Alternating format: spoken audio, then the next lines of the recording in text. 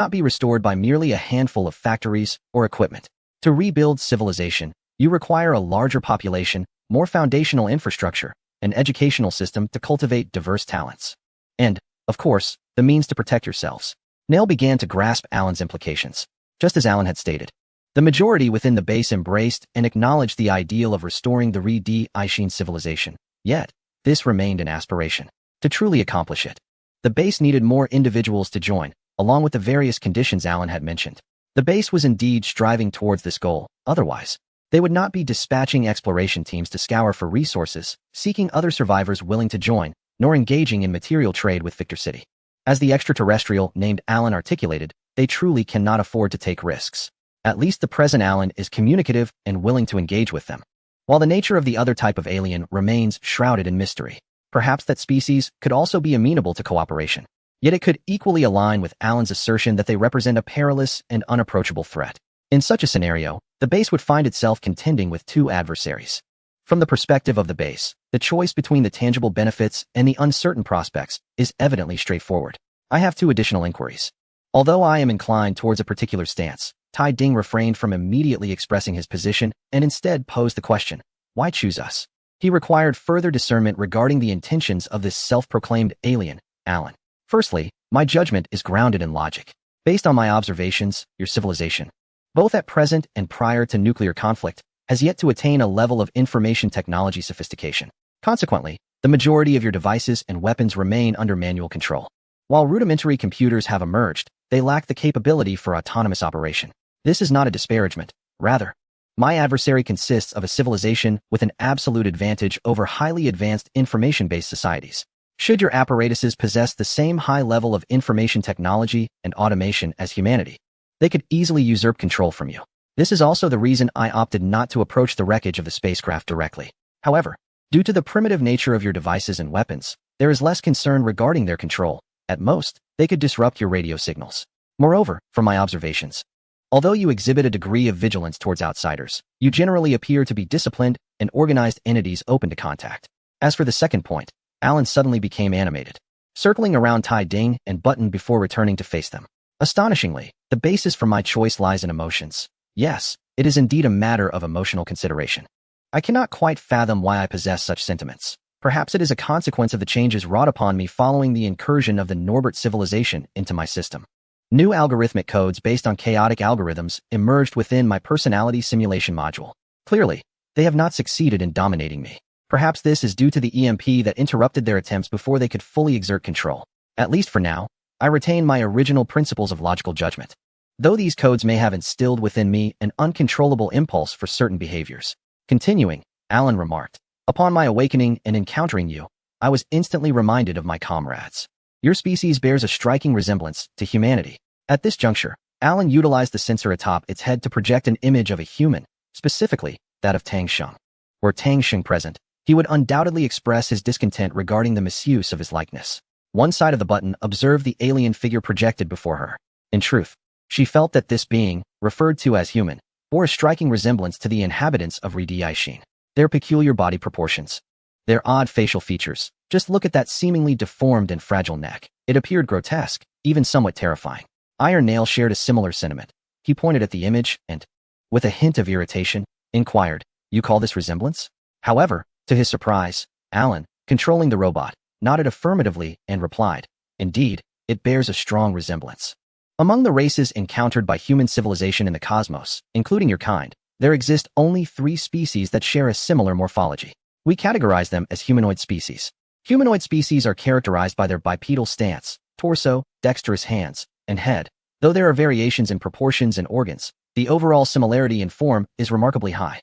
Do you understand? The vastness of the universe is beyond imagination. To evolve into similar forms across countless light years and epochs is both a challenging and fortuitous occurrence.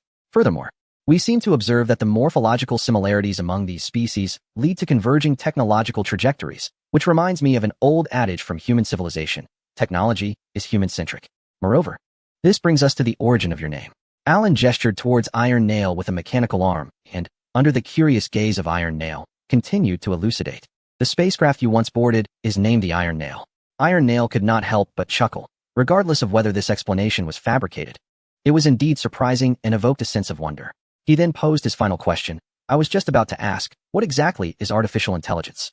Chapter 258. Changes at the base. Significant events transpired at Military Base 72, though many were unclear about the specifics. However, the recent surge in high-level meetings and the hastened decision to augment new exploration teams left everyone sensing a transformation within the base. This change was instigated by Alan. After a lengthy conversation with Alan the previous night, Iron Nail requested Button to summon Rossi, a decision reached in consultation with Alan. Relying solely on Iron Nail, Alan could accomplish little. What he required was the collaborative strength of the entire base. Upon her first encounter with Alan, Rossi initially suspected it was a prank orchestrated by Iron Nail. It was not until Alan showcased a 3D holographic projection of technology alien to the Re-D Aishin civilization that she reluctantly accepted the shocking reality of extraterrestrial presence on their planet. Despite Alan's repeated insistence that he belonged to human civilization but was, in a strict sense, not the kind of extraterrestrial life they understood. A night of explanations failed to fully enlighten even the well-educated Iron Nail and Button about the concept of artificial intelligence, let alone Rossi, whose interests lay far more in combat than in scholarly pursuits. Rossi possesses far fewer insights than a Nail, resulting in her inquiries being markedly reduced. However, she is a woman of action. Consequently, on that very day, under her auspices, they were promptly introduced to Rossi's father, the esteemed commander of Base No. 4, Luo Kaijun, who concurrently held the position of Chief Logistics Officer for the military base. Clearly, as a figure of authority within the base, Luo Kaijun possessed far more knowledge than Rossi and her companions. As Iron Nail had previously surmised, the military research facility had indeed uncovered the secret concerning the wreckage of the fallen spacecraft.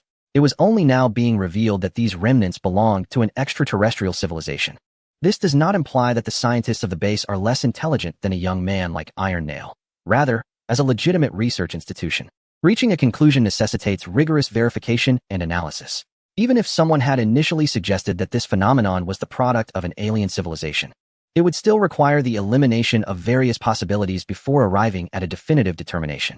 The emergence of Alan undoubtedly sent shockwaves through the scientific community at the base.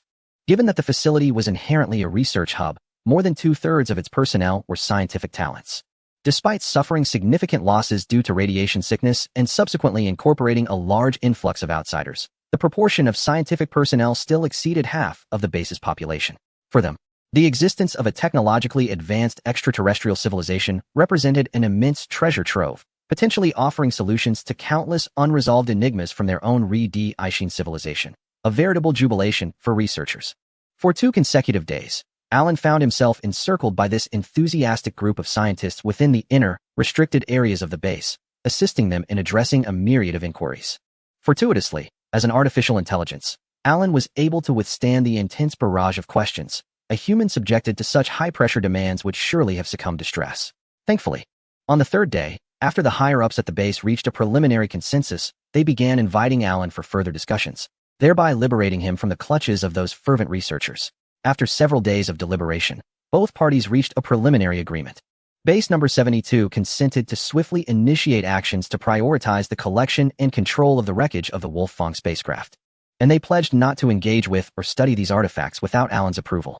Alan, as the representative of human civilization, committed to fully supporting the development of Base No. 72, focusing on advancements in both technology and industry simultaneously. Furthermore, both parties ultimately clarified that this collaboration would be based on an egalitarian relationship, with no undue interference in each other's internal affairs. Originally, a young individual like Tai Ding, devoid of experience and credentials, would scarcely have been considered for involvement in such a collaboration between 2 civilizations. However, given that he was the first to encounter the extraterrestrial civilization of the Re-D Aishin people, he fortuitously became the nominal liaison officer for both parties. Although this title was largely ceremonial and did not necessitate his active role in conveying messages, it afforded him the privilege to attend the highest-level meetings of the base. Perhaps this was Alan's way of rewarding him for activating his potential. Consequently, Tai Ding was granted a dedicated communication channel to speak directly with Alan. By entering the password 112 for 59 for 169, Alan could instantly connect with him. Despite the base's skepticism regarding Alan's purported industrial support, considering that even the most advanced spacecraft disintegrated into countless fragments upon crashing to the planet's surface, this apprehension was soon dispelled. Days later, they witnessed Alan's formidable prowess, a battalion of over 300 self-regulating robots, which astonished everyone as they arrived at the base, laden with various equipment. It is worth noting that Tai Ding had also solicited Alan's assistance in locating his missing brothers. However, due to the initial activation of only one machine, which was placed in their vehicle, Alan lost track of them. Searching for a few individuals across the vast continent proved exceedingly challenging. If Alan had been able to produce self-regulating robots without limitation, it might have been feasible.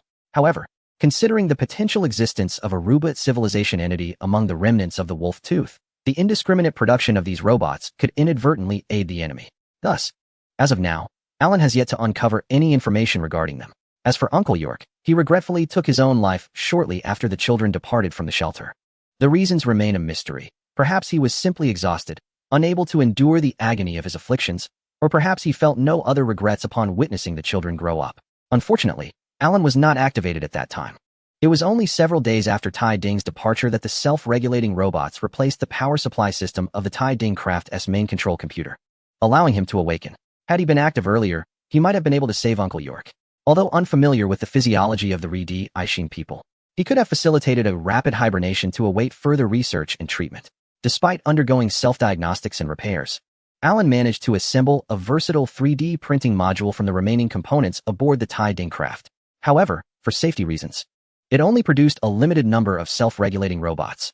Even the 300 robots dispatched to the base were unarmed and would not accompany any exploration teams. Nevertheless, these self-regulating robots undoubtedly provided immense assistance, enabling the base to swiftly establish its first semi-automated factory, adhering to human standards. This factory, which integrated raw material smelting, component manufacturing, and final assembly into a comprehensive industrial chain, allowed the base to produce vehicles and weaponry with remarkable efficiency, 20 times that of previous efforts. The transformations within the base have not gone unnoticed by the populace, nor has the base endeavored to conceal pertinent information from the public. Following an initial period of confidentiality during negotiations, extraterrestrial beings swiftly ascended to become the most captivating topic of discussion within the base. It is not uncommon to witness individuals pursuing those self-regulating robots with an array of inquiries. Fortunately, Alan, as an artificial intelligence, adeptly manages the intricacies of multitasking. Otherwise, he would undoubtedly be overwhelmed by the incessant barrage of questions. Moreover, interactions with the base have afforded Alan insights into the history of this planet and its civilization. Chapter 259. The Tale of Redi Ishin Star. Redi Ishin Star is a planet characterized by remarkably favorable conditions. It orbits a K-type dwarf star, a stable main sequence star, whose mass is ample, warmth consistent, and stability commendable, all complemented by an optimal distance. These advantageous primordial conditions rendered it a viable cradle for the emergence and evolution of life. However, in stark contrast to Earth, the birthplace of humanity, this planet experienced a delay in the appearance of primitive life forms, taking nearly 4 billion years to manifest the earliest signs of life. The stability of the environment has led to an exceedingly gradual pace of evolutionary progress. Early biological evolution was largely passive, driven by adaptations to a static environment. In such unchanging conditions, akin to bacteria in a petri dish, life forms find it challenging to undergo significant transformations. After 600 million years, the nascent life on this planet gradually evolved into multicellular organisms, spurred by a global tectonic event that dramatically altered the environment. With the emergence of multicellular life, diversity began to unfold, gradually forming the concept of an ecosystem. Once the ecosystem was established, the dynamic between consumers and producers catalyzed a relative acceleration in the pace of evolutionary development through predation and survival. As time progressed, the planet's core began to cool, and its tectonic plates became increasingly stable. Remarkably, in the annals of the planet's biological history, there was only one mass extinction event, which significantly fostered the emergence of biodiversity. Life transitioned from aquatic realms to terrestrial domains, leading to a flourishing of land-based organisms. Over 400,000 years ago, the inhabitants of Redi Ishin Star emerged as the first intelligent life forms on this planet. Though their physiques were not particularly robust, lacking sharp teeth or venom for self-defense, their capacity for teamwork and tool usage distinguished them from all other species. Approximately 70,000 years ago, the first nation established by the Redi Ishin people arose, marking the advent of civilization on this planet. The establishment of civilization spurred a dramatic population increase among this intelligent race and an expansion of their territories. Similar to Earth, as the population grew and societal divisions emerged, stratification took root, leading inevitably to conflict. Over the ensuing millennia, the Redi Ishin people gradually ascended to dominance, spreading across the continental expanse of their world. The establishment and decline of nations, the wars and collaborations among different countries, have culminated over millennia, allowing the seeds of technology to quietly take root and flourish. With the explosion of the scientific revolution over 5 centuries ago, the civilization of Redi-Xian entered an era of rapid development. Initially, the Redi-Xian civilization also ventured into science through the realms of mathematics and chemistry, evolving a technological framework remarkably akin to that of human civilization. The age of fire, steam, and metal dawned, giving rise to an advanced steam civilization. However, their technological trajectory subsequently diverged from that of humanity, due to a lack of significant geological transformations. One of the most pivotal elements in the history of human technology, petroleum, failed to manifest on this planet. Moreover, the scarcity of coal reserves, akin to Earth's Carboniferous period, further constrained their metallurgical advancements, not to mention the absence of oil formed from ancient organisms. Despite the absence of conducive conditions for discovering petroleum technology, the universe remains just. Devoid of chemical fuels and petrochemical resources like coal and oil, this planet is blessed with an abundance of radioactive elements. Science, once ignited, flourishes vigorously. Swiftly, the scientists of the Redi-Xian civilization unraveled the mysteries of the elements, with high-energy isotopes emerging as crucial sources of power. Thus, the atomic age commenced, heralding the decline of the steam age, as more efficient and cleaner electrical energy supplanted steam, becoming the mainstream of Redi-Xian civilization. As centuries passed, technological advancements significantly enhanced productivity, leading to the gradual emergence of modern nation-states, with territorial boundaries solidifying and internal conflicts diminishing. However, tensions between nations began to escalate, driven by historical legacies and resource competition. With ongoing research and utilization of nuclear energy, the inevitable birth of nuclear weaponry ensued. After several instances of nuclear weapons being employed in warfare, many nations recognized that such arms could annihilate not only their foes, but also themselves.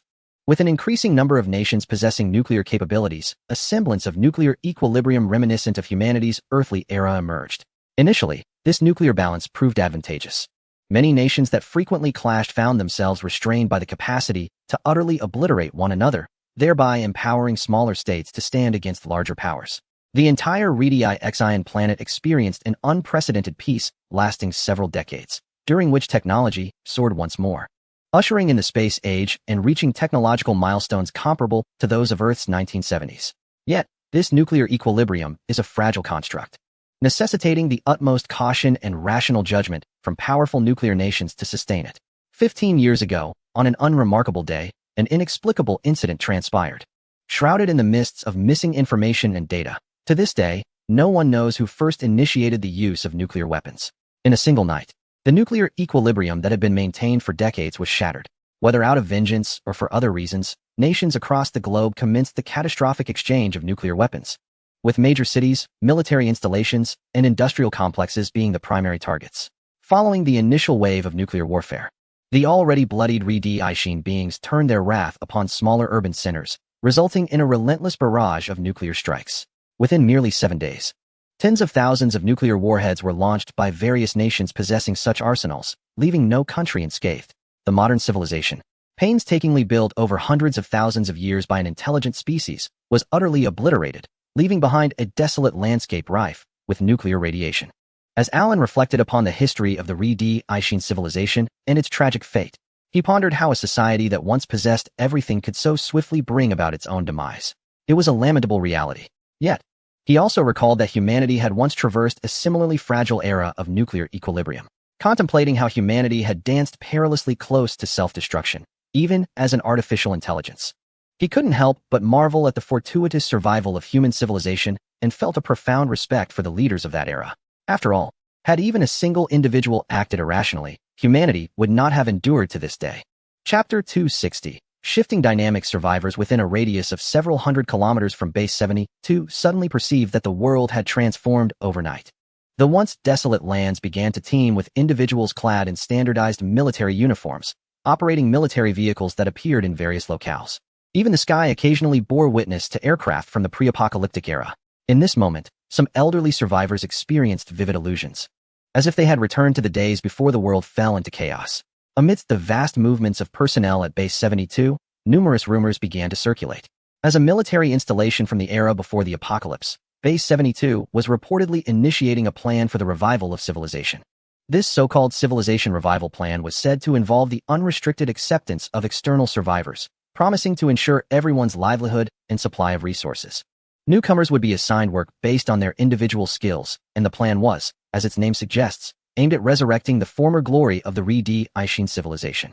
Initially, some survivors scoffed at this so-called Base 72, questioning its audacity to claim the banner of civilizational revival when, in the aftermath of the apocalypse, all industrial bases and mid-to-large cities had turned to ash. Did they think others were fools?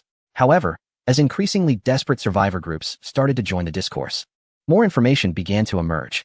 It was rumored that the base had preserved nearly all the technological advancements of the civilization, along with substantial pre-war resources and industrial capabilities. These revelations, coupled with the sight of numerous vehicles on the ground and aircraft in the sky, stirred the interest of many survivor groups within a few hundred kilometers who were barely managing to survive. They began to explore and inquire about this civilization revival plan, and as they delved deeper, the majority of them began to either join or prepare to join the initiative. With the increase in personnel, the control range of Base 72 has further expanded, thanks to the technical support provided by Allen. The entire construction and production of the modern industrial chain was completed in a mere 3 months. The base has already made significant strides in food processing, animal and plant husbandry, metal recycling, and machinery manufacturing.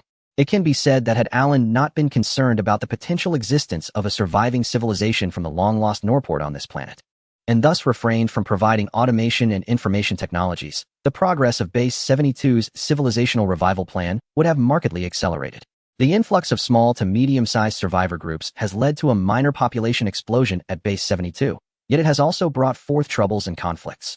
15 years have elapsed since the World Nuclear War, and during this time, aside from those survivor teams that perished or disbanded for various reasons, the majority of survivors have gradually formed large settlements akin to the base.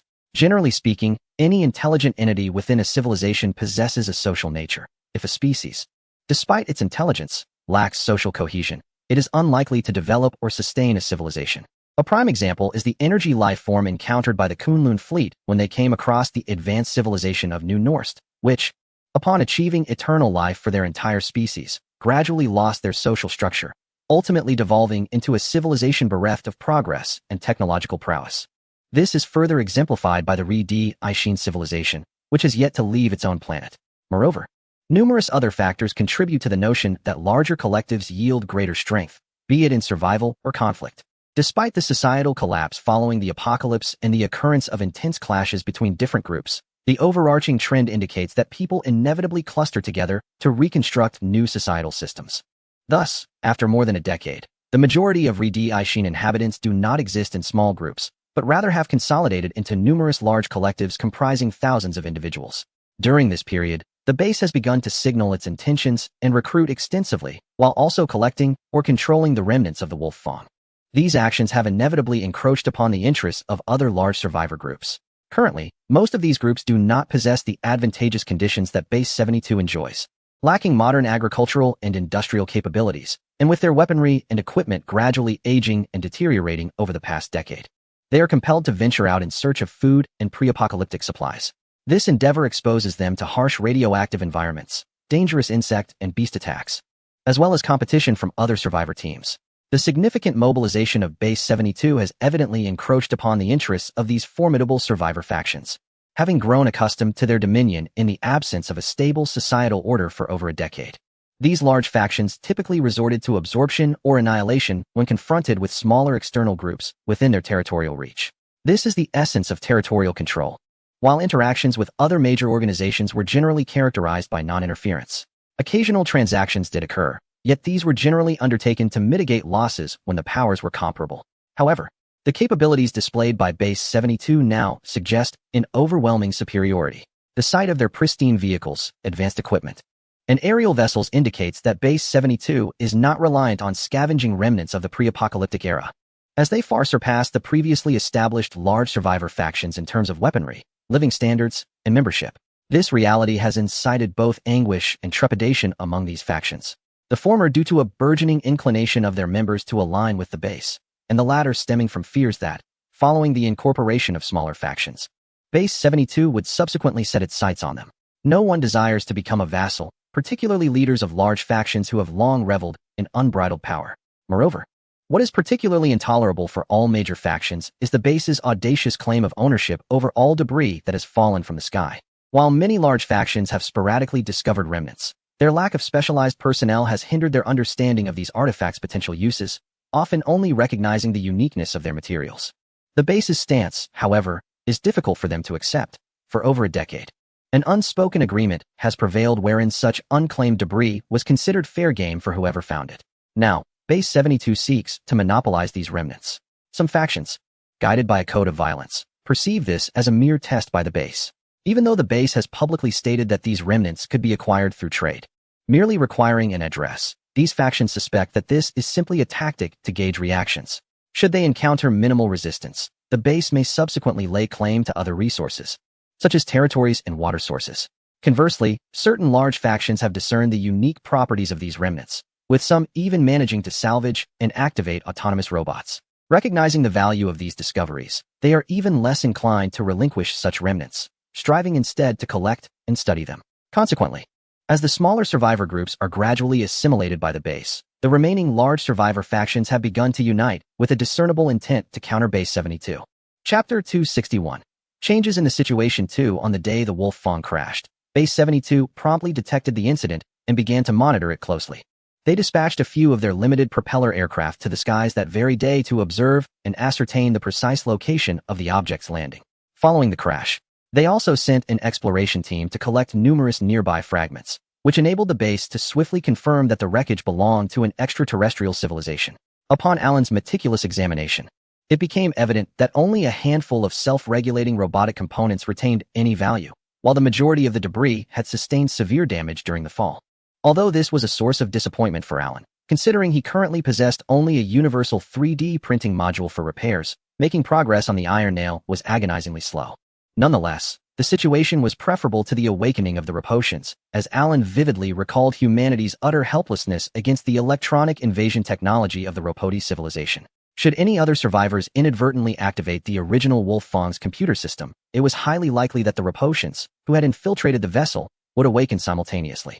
This was a scenario Alan sought desperately to avert, which was why he had only provided the base with industrial technological assistance classified as Level 1 within this galaxy's civilization hierarchy. These tasks required manual operation, and primitive machinery and weaponry devoid of electronic components were far more reliable against the Ropoti civilization than self-regulating robots. Over 300 kilometers from Base 72, and more than 100 kilometers from Victor City, lay a hilly region where one segment of the Wolf Fong's wreckage, severed in midair, descended. The other fragment landed in a nearby lake, approximately 170 kilometers from Base 72. Compared to the nearer lake, the more distant wreckage was evidently of greater significance. For according to the descriptions provided by the base's initial pilots, this piece contained the vessel's power core and computational core. The entire Wolf Fong had already been subjected to an electronic invasion by the Ropoti civilization, although Alan's firewall had temporarily hindered the Ropoti's control for 15 seconds. It was undeniable that a Rapotian had infiltrated the main control computer of the Wolf Fong. The 15 seconds Alan managed to resist merely constituted a minor obstacle in the Rapotian's complete takeover of the ship. Fortunately, under Tang Sheng's directive, Alan had urgently backed up his primary database and logic module to the main control computer of the Iron Nail, which was mounted in the belly of the Wolf Fong. In the final moments, an EMP blast thwarted the Ropoti's electronic incursion from reaching completion, thus preserving the Iron Nail from being commandeered. Otherwise, given the technological prowess of the Kunlun Fleet, Alan would have inevitably been purged by the invading Rapotian. Considering the significance of the wreckage and its proximity to Victor City, it is hard to believe that they would not have dispatched individuals to investigate, despite the fact that it does not fall within the regular operational radius of Victor City. Surely, no one would dismiss the presence of such colossal debris from the heavens, especially when a large survivor faction comprising tens of thousands could potentially capitalize on it. Even if they were unaware of its nature, they would undoubtedly send scouts to explore. Initially, the base had begun to establish contact with the survivor faction of Victor City, forming preliminary trade relations. This was facilitated by the considerable distance separating the two factions, which, constrained by the technological limitations of the radiation civilization, would require several days of travel by vehicle. Such distance provided ample buffer, alleviating the sense of fierce competition. However, upon the base's sudden expansion, Victor City immediately grew wary, as over 2,000 individuals had collectively chosen to leave and seek refuge at the base within a mere span of 10 days. Yet, the survivor faction of Victor City, having endured and gradually thrived in the post-apocalyptic landscape for over a decade, was not without its defenses. Just 3 days after these individuals departed Victor City, a convoy of over 1,000 pursued them. Upon their return, the remaining survivors discovered that those who returned were laden with various injuries, and many familiar faces were conspicuously absent from the ranks. Accompanying them were the vehicles, equipment, and personal belongings taken by the over 2,000 who had left. But the individuals themselves were nowhere to be found. It was evident that those who sought to ally with the base had been eliminated as traitors. And from that moment on, the topic of seeking refuge at the base was never broached again. The survivor factions of Victor City had certainly taken note of the massive artificial structures that had descended from the sky and had gathered some related materials in their vicinity. Unfortunately, their coalition, comprised of several mid-sized factions, lacked unified management and professional expertise, rendering any collaborative effort to share secrets impossible. Each faction harbored ambitions of becoming powerful enough to dominate Victor City independently, preferring to reap the rewards alone rather than sharing them among multiple factions. Consequently, none of them managed to ascertain the true purpose of these objects. Nevertheless, they were aware of the largest wreckage that had fallen nearby and had sent out search parties. However, without the aid of the base's aircraft to confirm the exact crash site, they could only rely on ground observations to ascertain a general direction, making their search arduous and yielding little progress. Meanwhile, the base, having established a formal collaboration with Allen, dispatched 3 exploration teams, guided by the aircraft, to swiftly search the hilly terrain. Time was of the essence, as they were closing in on their target within a matter of days. Regarding the wreckage that fell into the lake, 5 expedition teams from the base have arrived near the site. However, due to the proximity of another stronghold housing tens of thousands of individuals just 10 kilometers from the lake, these teams have been halted midway, barred from proceeding further under the pretext of safeguarding their own stronghold. Negotiations are currently underway with this faction. As for the refuge of the Iron Nail, it has grown remarkably quieter. Should the Iron Nail return, he would discover that the small hill housing the refuge has been excavated by half, exposing many of its internal structures to the elements. The Iron Nail, originally embedded in the mountainside, has now returned to the ground, while a swarm of autonomous robots nearby is industriously constructing an enormous rectangular factory, which astonishingly encases the entire vessel. In light of the current situation, Uncle York and the Iron Nail's concerns about other survivor factions swiftly searching for the site hold some validity. However, their lack of understanding of the external world has led them to misjudge the urgency and resolve of the remaining survivors in seeking the alien spacecraft wreckage. Of course, in this apocalyptic landscape, their cautious mindset is not entirely misplaced. Yet, Uncle York's demise has cast a shadow over the outcome of this matter. Chapter 262. The experience of the wrench. This narrative unfolds in a hilly expanse over 100 kilometers from Victor City, where a convoy traverses the mountainous terrain, obscured by the passage of time. Comprising 7 vehicles, the lead vehicle is a military 6-wheeled armored truck, seemingly patched countless times. The layers of steel plates adorning its surface impart an unusual aesthetic to what would otherwise appear dilapidated. The truck's top has been modified into an open-roof design, with 2 heavy firearms affixed within, capable of swiveling a full 360 degrees, pointing forward and backward. Next to the driver stands a man known as Scarface, his muscular visage marred by past injuries that have since healed. He leans against the seat back, peering through binoculars to survey the surroundings as the vehicle traverses the rugged terrain. Scarface leads this convoy. Years prior, his team encountered a colossal creature known as a thunder beast, a ferocious predator towering at 23 meters and measuring 56 meters in length. Equipped with razor-sharp claws and a notoriously aggressive temperament, this beast typically roamed the forests and would actively attack intruders within its territory. Legend has it that this encounter resulted in the demise of all team members save for him. Fortuitously, Scarface, a man of remarkable resilience, managed to find an opportunity to shoot the beast in the mouth after enduring severe injuries, bringing its head back to Victor City. This act of bravery earned him the right to lead a convoy independently. Soon, a cluster of fallen trees on a small hill captivated his attention. He meticulously scrutinized the scene through his binoculars, seemingly arriving at a conclusion. He shouted a few commands into a communication device within the vehicle, prompting the entire convoy to veer around a bend and head towards the back of the hill. The voice of Scarface was peculiar, often stuttering mid-sentence. It was said to be a remnant of the injury inflicted upon him by a lightning beast that had claimed half of his face. At the center of the convoy, the 4th vehicle was a modified truck with enormous tires, enveloped in heavy metal plating. Its 4 tires had been transformed into special ones taller than a man, giving it a markedly newer and distinct appearance compared to the other vehicles. If one were to spot a nail or a button here, they would instantly recognize it as the very truck once driven by Wrench and his companions. Wrench, Do you think we might find the remnants of an alien spacecraft on this outing? Inquired Tape Measure, seated in the passenger seat, gazing at the rolling hills outside. Pliers and gears were also in the vehicle, positioned on the rear shelf, though the truck was now devoid of much of the supplies they had initially brought along. Who knows? Wrench replied nonchalantly while navigating the vehicle behind the one in front. Despite not disclosing their origins and secrets, his prior encounters with alien spacecraft rendered him less curious than others in Victor City. 3 months had passed since their parting from Nail and Button, during which Wrench and Tape Measure had to assume the responsibilities once borne by them. They had become far more cautious, and after 7 or 8 days of perilous travel, they finally arrived in Victor City unscathed. As a major survivor hub controlled by multiple factions, the city welcomed outsiders. No one desired a reduction in their numbers, especially when the newcomers were 4 young individuals. Even though 2 were still quite young, each possessed some mechanical repair skills, and even the 2 younger ones had their own talents. Consequently, the 4 became the focal point of competition among these factions. This situation exceeded the expectations of Wrench and Tape Measure. Although Nail had previously analyzed the intentions behind the Elders' mentorship at the temporary camp, they had not anticipated such overwhelming popularity. Victor City was dominated by 3 major factions: the Survivors Alliance, the Survival Cooperation, and the Butcher Gang.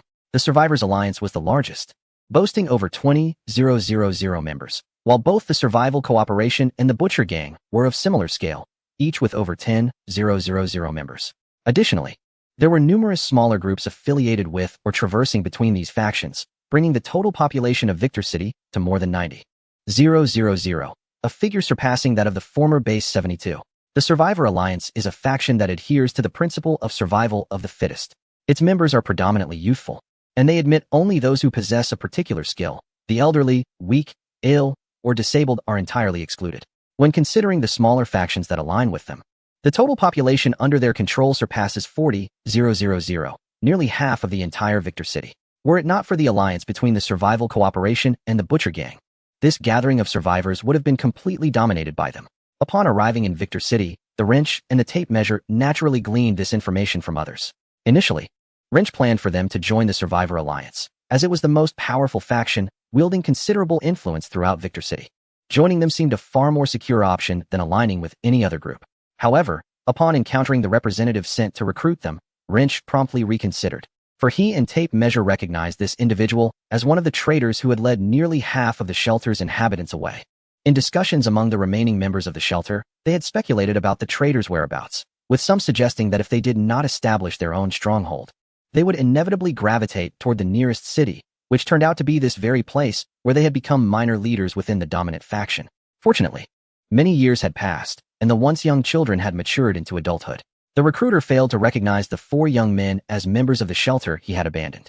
Instead, he condescended to them with dismissive recruitment rhetoric, insinuating that anyone arriving in Victor City without joining the Survivor Alliance was a fool. Having identified him, Wrench had already relinquished the idea of joining the Survivor Alliance.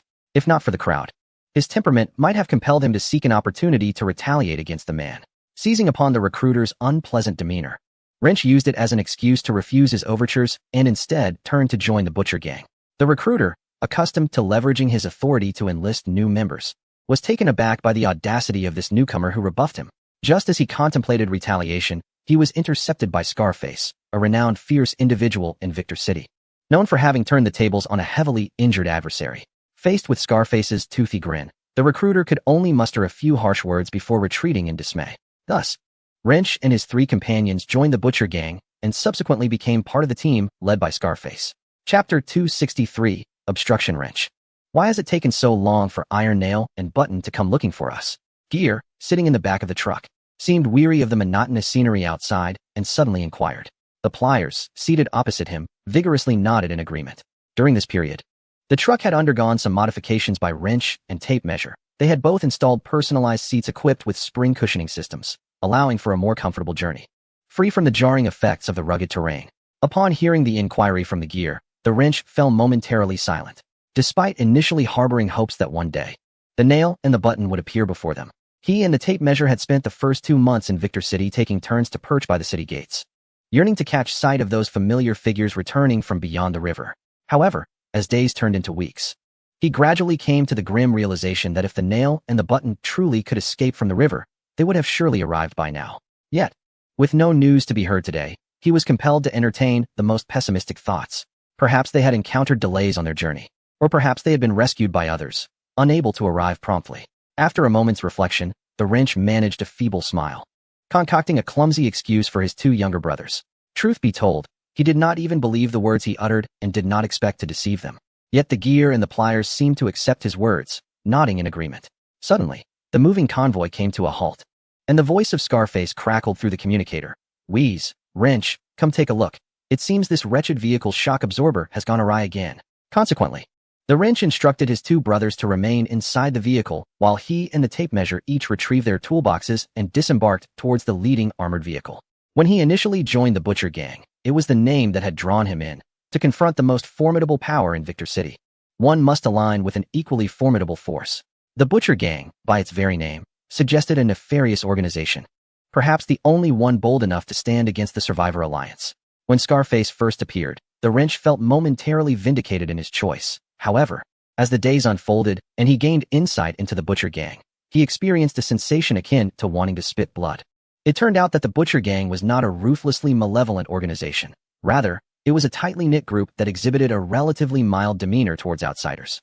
The name stemmed from its original founders, a collection of employees from the slaughterhouse in pre-apocalyptic Victor City.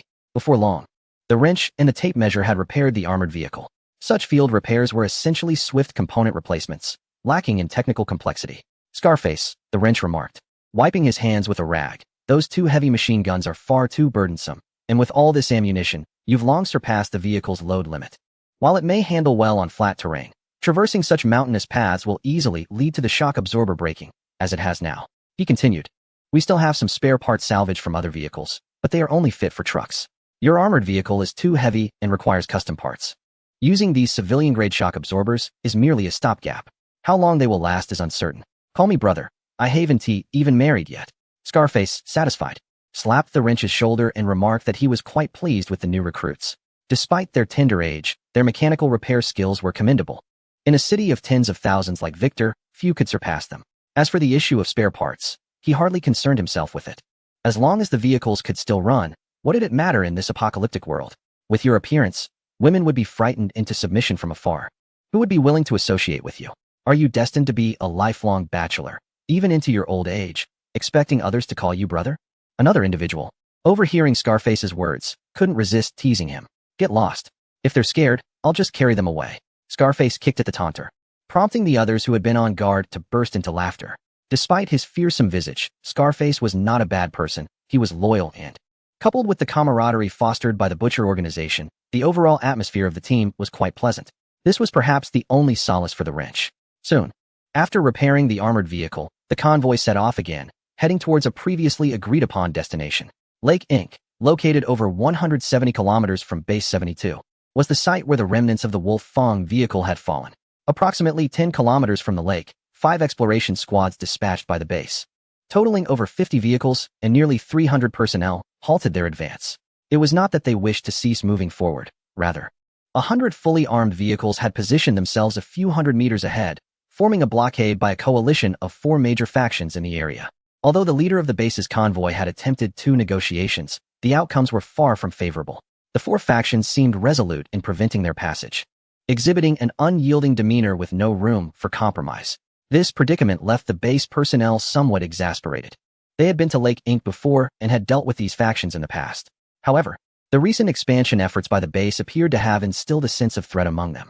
Previously, while they may not have been close allies, there had at least been a semblance of mutual respect, but now it seemed all decorum had been discarded, with an unmistakable inclination towards hostility. The leader of the base convoy, Tuck, a man in his 30s, was the offspring of original base personnel and regarded as a trusted new generation talent by the upper echelons of the base. He had earned this temporary leadership position through repeated acts of valor following the onset of the apocalypse. He recalled that the individual with the most atrocious demeanor during the negotiations, nearly spitting in his face, belonged to the faction closest to their current location. He was aware that this faction resided merely 10 kilometers from Lake Inc., and though it lacked a notable name, it comprised approximately 10,000 individuals congregated in a small village that had existed before the end times. In previous encounters, they had exhibited wariness, but they had not been nearly as obstinate as they were now. As for the other 3 factions, 2 of them have names that elude my memory. They are likely named after the locations they occupy. One boasts a population of over 30,000, while the other claims around 20,000. They are situated not far from here, with the closer one being less than 100 kilometers away and the farther one not exceeding 200 kilometers. The last faction, however, is a new entity of which he has never heard. This faction calls itself the Riverside New World, purportedly originating from the confluence of a nearby river's downstream with another river. The exact distance from here has not been disclosed, nor is the size of their population known. Nevertheless, during negotiations, the other three factions subtly position themselves as subordinates to this new faction, suggesting that it is not a trivial force. Despite the adversarial and somewhat provocative demeanor displayed by the opposing faction during negotiations, Tuk remained neither angered nor anxious. Unlike those haphazardly assembled groups that have emerged from the chaos of war, he had been trained through formal military methods by the base, enabling him to maintain composure. Given the uncertainty surrounding the enemy's details, it was prudent to inform the base to investigate. After all, there were still several aircraft remaining at the base. And with the rumored assistance of extraterrestrials, they were in the process of constructing faster and more advanced flying machines while also training new pilots. Thus, dispatching an aircraft to survey the river downstream seemed a logical course of action. With this thought, Tuk had someone use the new radio communicator to contact the base. This innovative device, a product of alien technology, allowed for long-distance communication over hundreds of kilometers, provided that unmanned antennas were properly installed along the route. This was a significant improvement over the base's previous radio communicators, which could only support a few kilometers of range. In the past, achieving such long-distance communication necessitated the installation of physical lines. Chapter 264, Riverside New World. The base's response arrived swiftly, agreeing to send an aircraft for reconnaissance downstream. To ensure Tuk could obtain first-hand intelligence and make timely decisions, the base especially consented to a real-time communication mode involving the base, the convoy, and the aircraft. Consequently, Tuk immediately ordered the entire convoy to prepare meals and maintain vigilance, as the base needed time to ready the aircraft, including pre-flight inspections. Even though the aircraft could fly much faster than ground vehicles, it would still take at least 1 to 2 hours. It was more prudent to ensure everyone was well fed in case of any unforeseen circumstances. Simultaneously, he summoned several squad leaders to the command vehicle after lunch to discuss the reconnaissance operation, allowing for collective brainstorming to devise a more effective response strategy. The base's actions were prompt. With the assistance of the autonomous robots provided by Alan, the maintenance time for various machinery was minimized to its limits.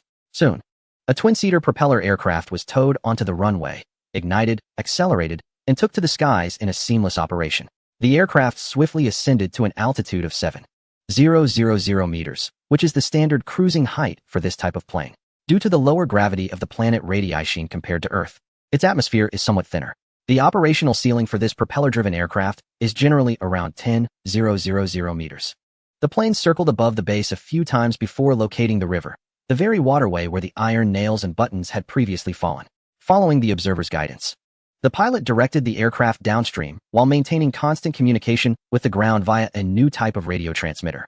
The aircraft's ability to sustain long-distance communication without a signal repeater is primarily due to the different radio frequencies utilized by the airplane and ground equipment.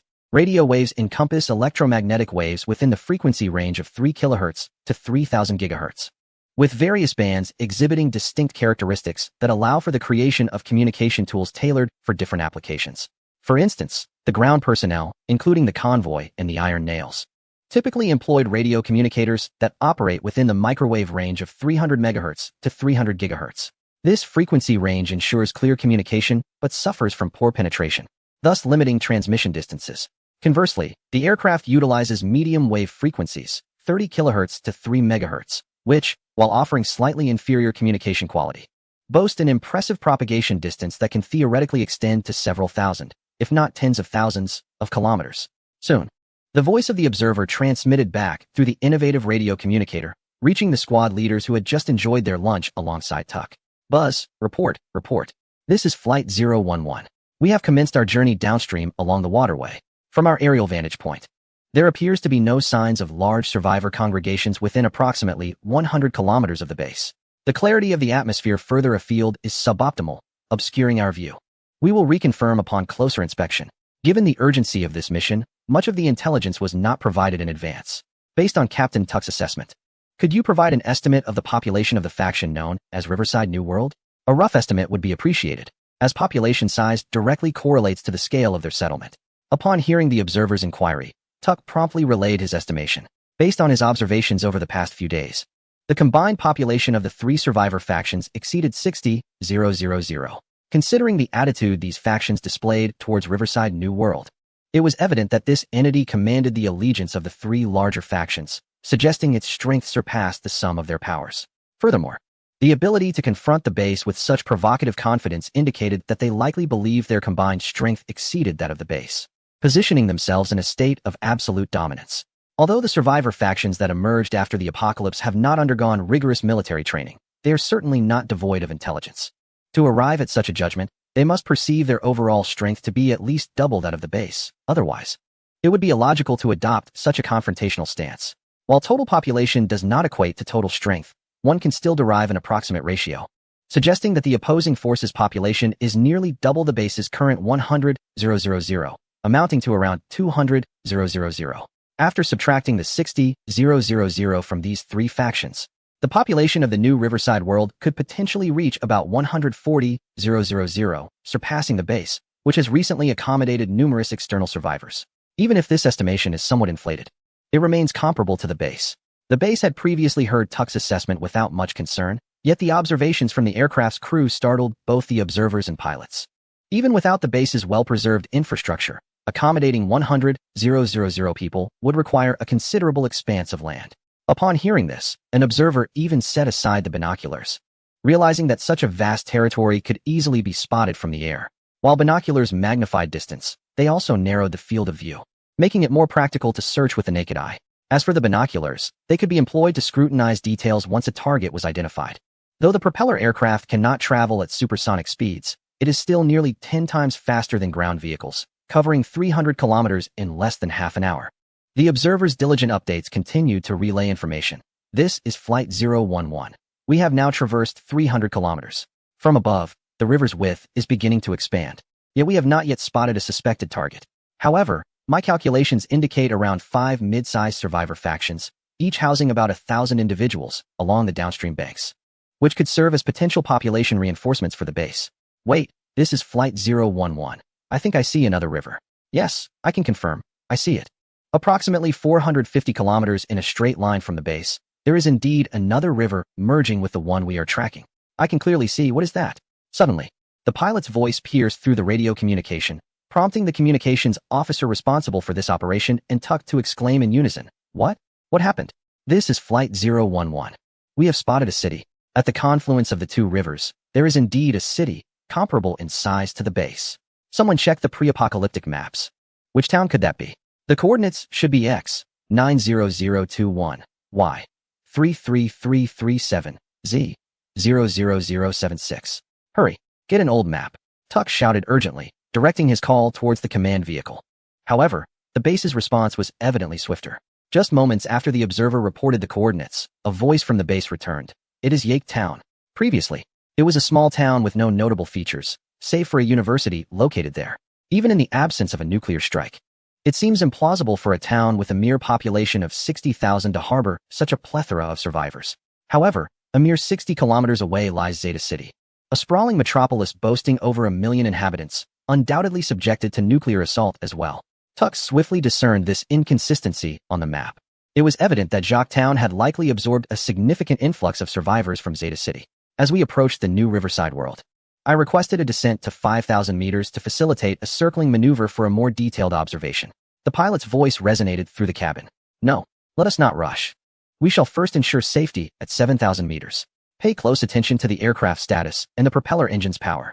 The flight supervisor at the base appeared to possess a cautious disposition, dismissing the pilot's suggestion and prioritizing the assessment of environmental safety. This directive was prudent, considering the new Riverside world had received an influx of survivors from Zeta City, who may be equipped with heavy weaponry, given that Zeta City was a critical military-industrial hub for the Byron Republic. Chapter 265, The Shootdown Buzz. Base, this is Flight 011. We are currently 16 kilometers from Zeta City. My goodness, it is quite bustling here, comparable to the hubbub of the base itself. I can see numerous vehicles from above. The observer relayed, continuously describing the sights before him. Thus far, Alan had not facilitated the transmission of the imaging system's technology to the base, not out of reluctance, but because such technology was trivial for a civilization on the brink of level 4. It posed no threat to Alan. Nevertheless, considering the characteristics of the Ru-Pot civilization, Alan had been judicious in selecting technological support for the Ri-Di-Aishin civilization. He aimed to prevent the base from becoming overly reliant on automation, as many advanced technologies would be exceedingly beneficial for a civilization of the Ri-Di-Aishin standing. Frequent utilization could foster dependency, altering behavioral patterns based upon these technologies. If they were to lose access to such advancements, they might find themselves utterly disoriented, even diminished in combat capability compared to their current state. Can you ascertain that this was truly merely a small town? The observer's voice persisted. At least, it certainly does not appear so at the moment. I observe numerous high-rises that are typically found only in large cities. You mentioned there was once a comprehensive university here, did you not? These towers are concentrated within a rectangular area, likely the buildings associated with that university. The entire town. Well, it seems the entire city is indeed organized around this university campus. They have also constructed walls, which bears a resemblance to our own. However, I recall that the base's walls were erected before the apocalypse, if my memory serves me right.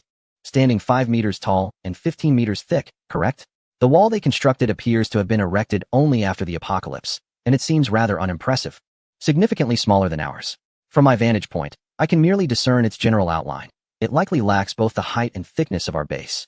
Yet it should suffice for defending against wild beasts. Guess what I have observed? On the ground lies a vast expanse of square plots, situated beyond the wall, yet not far from their town. Is this farmland? It is indeed quite substantial, larger than the cultivated area of our base. ZZ, Xiang 011 here, this is the base. Can we estimate the size of the arable land? Perhaps we could gauge their population from the agricultural area. The commander of the base's operations astutely identified an alternative method to assess the population of this riverside new faction and swiftly posed the question to the observer. ZZ Base. Base, this is Xiang 011. The exact area is difficult to estimate due to the constraints of the terrain. The overall shape of their fields is irregular. However, from my observation, it is at least, 3 times that of the base, possibly even more. This revelation immediately silenced the commanders from both the base and Tuk. Such an extensive area for cultivation far surpassed their original estimates. Despite the lack of external information sources in this post-apocalyptic world, the fact that the base has endured and even gradually expanded over the past decade has fostered a sense of pride among all its members. They had once believed they were performing exceptionally well in such a dire environment. It seemed nearly impossible for any other faction to maintain the same level of cohesion and discipline as they did, being a military unit originally. They were initially targets for nuclear strikes, yet they survived due to their status as a covert unit. Thus, compared to other large organizations, the base had inherent advantages beyond measure. Coupled with years of diligent management, they even speculated that the maximum size for survivor groups post-apocalypse would likely be around 100,000. As a lack of strong societal norms and governmental structures could lead to internal strife and the disintegration of larger populations. However, it was evident they were mistaken. A colossal survivor organization had emerged 400 kilometers away, one they deemed improbable. It is essential to recognize that the area of cultivated land correlates directly with population size. In the current environment, hoarding excessive food is of little significance. Rather, restoring industrial production is paramount. Thus, a normal organization would not excessively exploit arable land. If we calculate based on the farmland, the population controlled by this riverside New World could very well reach or even surpass 3 times that of Base 72, indicating at least 300,000 inhabitants. Whether in the Byron Republic or across the entire Radiation Star, this represents the population size of a standard city. No wonder the observer has been exclaiming that this place does not resemble a small town. ZZ, base, this is Xiang 011. In addition to the fields, I have also observed numerous large buildings within the walls of this town that appear to be newly constructed. The architectural style distinctly diverges from that of the original houses, presenting a strikingly modern appearance. This style, I must say, resembles that of a factory. Indeed, it is reminiscent of a factory. I observe numerous vehicles queuing to enter and exit these vast edifices, yet I cannot discern what they are manufacturing. However, it is evident that they have partially restored their industrial capabilities. Homer, I sense something amiss. The pilot, who had been silently focused on driving, suddenly interjected. What is it? Homer, our observer, inquired as he set down his binoculars and rubbed his eyes, which had become somewhat dry from prolonged observation. Take a look near the suspected city gate to the northwest. Is it not apparent that a gathering is underway? Moreover, I believe I can see vehicles armed with heavy weaponry. The pilot exclaimed, a hint of urgency in his tone. Upon hearing the pilot's words, not only did Homer narrow his eyes, but so did the personnel at the base and Tuk, all leaning slightly closer to the communicator. Homer, With little time to alleviate his eye fatigue, swiftly raised his binoculars to the location indicated by the pilot. Indeed, as the pilot had asserted, he clearly observed numerous vehicles converging in that area, and he could faintly discern heavy firearms on those vehicles adjusting their aim towards their position. Base, this is Xiang 011. We seem to have been compromised. We are witnessing significant troop movements on the ground, and judging by their equipment, they appear to be armed personnel. The distance is too great for me to identify their handheld weapons, but the vehicles are likely equipped with Dana-type heavy machine guns. However, this weapon poses little threat to us, as its effective range is less than 1,000 meters. They are continuously mobilizing their armed forces. And considering their possession of heavy weaponry, I recommend we maintain our current altitude and refrain from descending. Wait, what is that?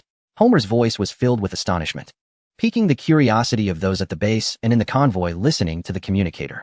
However, they did not have to wait long, as Homer continued. Base. They seem to possess alien-like automated robots. I see them. They are the track type, but their upper structure differs from ours. Warning. Ascend to a higher altitude. Return immediately. Warning. Ascend to a higher altitude. Return at once. Alan's voice suddenly broke in. As the individual providing technical support throughout the operation and deeply concerned about the wreckage of the Wolf Fong, Alan was naturally involved in this reconnaissance flight meeting. In fact, it monitored all external exploratory actions, though it typically refrained from interfering in the base's operations. What is that? It appears to be targeting us. Indeed, I'm certain that thing is aiming at us. I can see its upper body pivoting in alignment with our flight path. Suddenly, a deafening roar erupted, followed by the gasps of the pilot and observer Homer. Oh no, we have been struck. That thing emitted a red beam. It hit us. The aircraft's engine is damaged. We are losing power. Our altitude is plummeting. We need to parachute. Base, we must jump. Should we survive the descent? We will take refuge at the following coordinates. Bang, gasp, boom, buzz. Once the observer reported the coordinates, the base and Took heard the sound of the aircraft hatch shattering, followed by a brief yet powerful gust of wind, and ultimately, the signal was severed amidst a violent explosion. Chapter 266. The enraged base hearing the static from the communicator, Took immediately reacted, shouting to the other 4 squad leaders beside him. Alert everyone. All personnel on guard. Now. Immediately. He then turned back to the communicator and inquired, what is happening? What do they mean by light? Unfortunately, the base's commander was equally unable to answer his question, sharing in the confusion brought on by this sudden turn of events. Ultimately, it was Alan who clarified their doubts. Everyone, this is Alan. The light referred to by the observer Homer, if I am not mistaken, should be the LD-3721 autonomous robot. Specifically the defensive laser weapon mounted on that tracked robot. Laser weapon. Took was not unfamiliar with Alan's voice. Nearly all survivors at the base had conversed with him before. After all, hundreds of autonomous robots roamed the non-core areas of the base. And as long as one was willing to follow them, Alan would not refuse to exchange a few words. Indeed, in simpler terms, it is a high-energy photon beam produced by particle-stimulated radiation, possessing immense energy, originally designed as a defensive weapon for the LD-3721 autonomous robots, with an effective range of approximately 10,000 meters. Noticing the silence from Took and the base, Alan continued. The autonomous robots I dispatched to the base were not equipped with any weaponry, both to avoid misunderstandings between our sides and to prevent any armed robots from being commandeered by my enemies. Based on Homer's earlier description, the faction known as the Riverside New World has likely activated at least one autonomous robot and possesses some capability to control or guide its actions. This is a profoundly perilous situation, implying that they may have simultaneously activated my adversaries as well. Did you not mention that the main control computer of that spacecraft is located in the rear section? This was also why we prioritized proximity to the wreckage near Victor City during our strategic planning. Suddenly, another voice emerged from the base. Not the original commander of the reconnaissance mission, but rather a high-ranking official. Indeed, the main control computer of the Wolf Tooth is situated in the rear section of the spacecraft. However, the entire vessel is equipped with multiple computers under a distributed control system, designed to prevent malfunctions through redundancy. While the performance of the other computers is significantly inferior to that of the main control computer, I cannot ascertain the level of computational power required by the robotic individuals. My deductions are based on the maximum operational capacity I can manage, and perhaps I am mistaken. Or perhaps the Riverside New World has merely activated the autonomous robot without successfully rousing the robotic beings. Nonetheless, we must proceed with considerations for the worst-case scenarios, Alan elucidated. Are you suggesting that the Riverside New World has indeed activated your adversaries, yet you cannot confirm this? However, you propose that we immediately ascertain their true nature? Inquired the senior official at the base. Indeed, To atone for my previous misjudgment, I shall dispatch a non-combat drone to the location where our aircraft was downed for further reconnaissance, and I will share the gathered intelligence with your team at the base. However, this drone lacks offensive capabilities. Should it encounter electromagnetic interference, I will promptly initiate self-destruction. If such a scenario arises, we can ascertain that the individuals of the Ropote civilization have been activated. If not, subsequent verification may necessitate your involvement. You may deploy your drones for reconnaissance. However, I believe we need not await their findings. The senior official calmly addressed Alan before calling out to Tuck on the other end of the communicator. I am here, Commander. Tuck responded immediately. I have just received the highest directive from the base. The Riverside New World has shot down one of our aircraft, and the fates of our 2 pilots remain unknown. This constitutes an act of war. Inform your personnel to hold their positions firmly until our reinforcements arrive. There is no need to fire first. Simply maintain your stance. However, should the enemy engage, you are authorized to retaliate. I require you to steadfastly defend your position for 3 days. The location has been strategically selected by the base's command staff. Once our reinforcements arrive, you will cooperate with the new commander to swiftly eliminate the enemy, resupply on-site, and then advance rapidly towards the Riverside New World. The dignity of the base shall not be trampled by any force. Understood. Although the base commander was not visible, Tuck executed a standard military salute towards the communicator before turning to initiate tactical arrangements for his 5 battalions. The convoy under Tuck's command comprised 5 battalions, totaling over 280 personnel, including maintenance and medical officers, across 55 6-wheeled armored military vehicles. Each vehicle was not only fortified with heavy steel plating, but also equipped with a Dana-type heavy machine gun and a 100mm rifled cannon, rendering them true war machines. Even though the Alliance of Survivors boasted thousands of vehicles, their light weaponry, scavenged from local security forces or militia groups, posed no genuine threat to specialized military equipment. Soon, the base convoy led by Tuck entered a state of combat readiness, maneuvering their vehicles into a crescent formation to better withstand a large-scale enemy assault. In contrast to the disciplined military unit that Tuck commanded, the performance of the Survivor Coalition was markedly inferior. As Tuck's forces mobilized, the survivors sensed something amiss. Chaos ensued, with some retreating nervously while others, fueled with adrenaline, charged recklessly. Even the convoy of the Riverside New World exhibited only a marginally better cohesion than the other 3 factions, lacking the semblance of true unity. Perhaps they themselves realized that their formation had become chaotic. After several minutes, it appeared they reached some form of agreement, and under the command of the New World by the riverbank, they managed to restore a semblance of order to their ranks.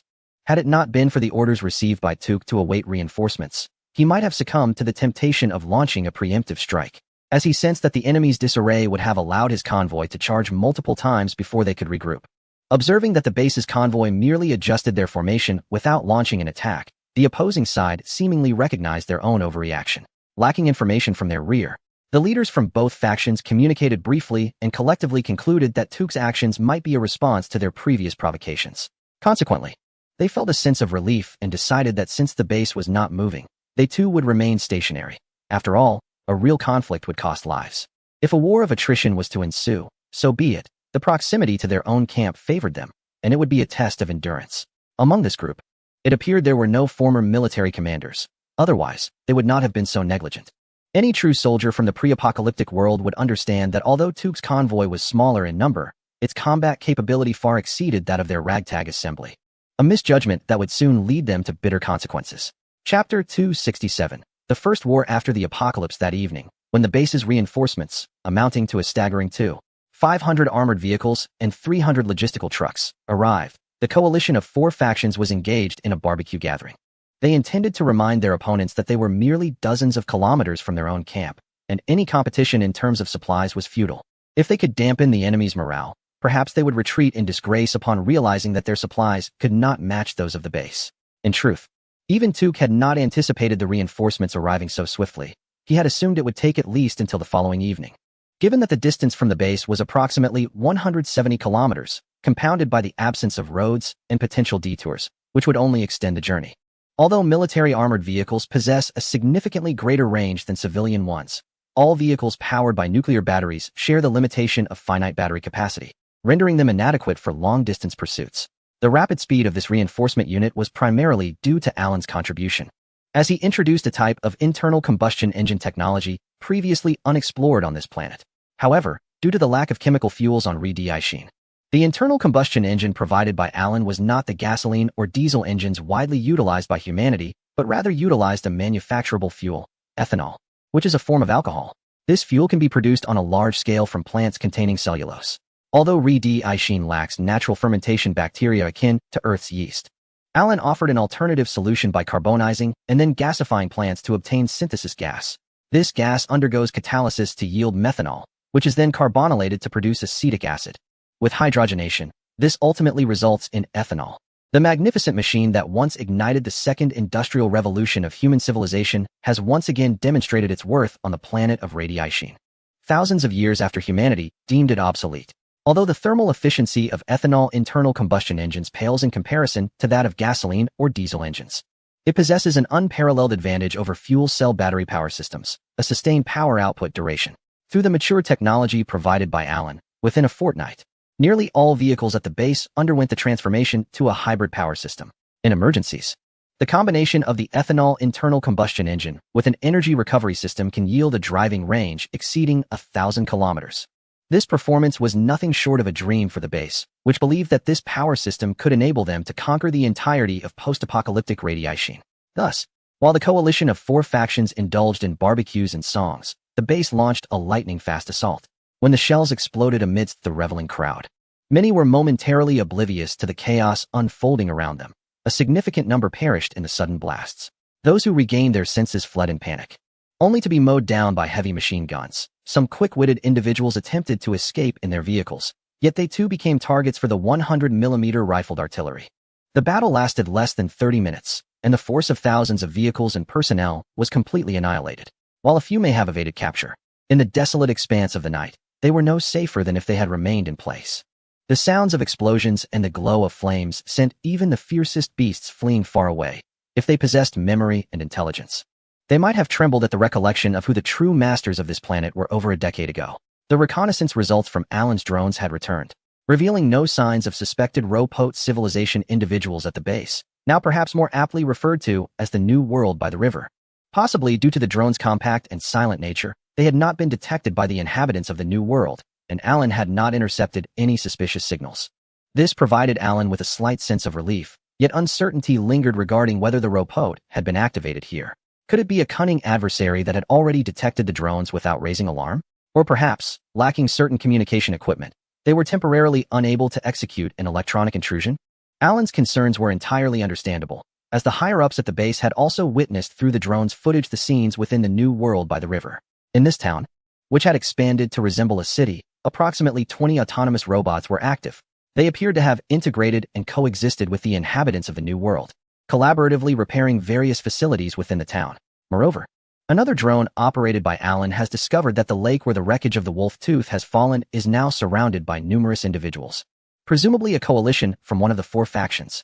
They seem intent on salvage operations. However, it appears they lack the necessary underwater recovery equipment. Consequently, they are currently unable to retrieve the portion of the spacecraft wreckage that is submerged, with only a small segment visible above the water's surface.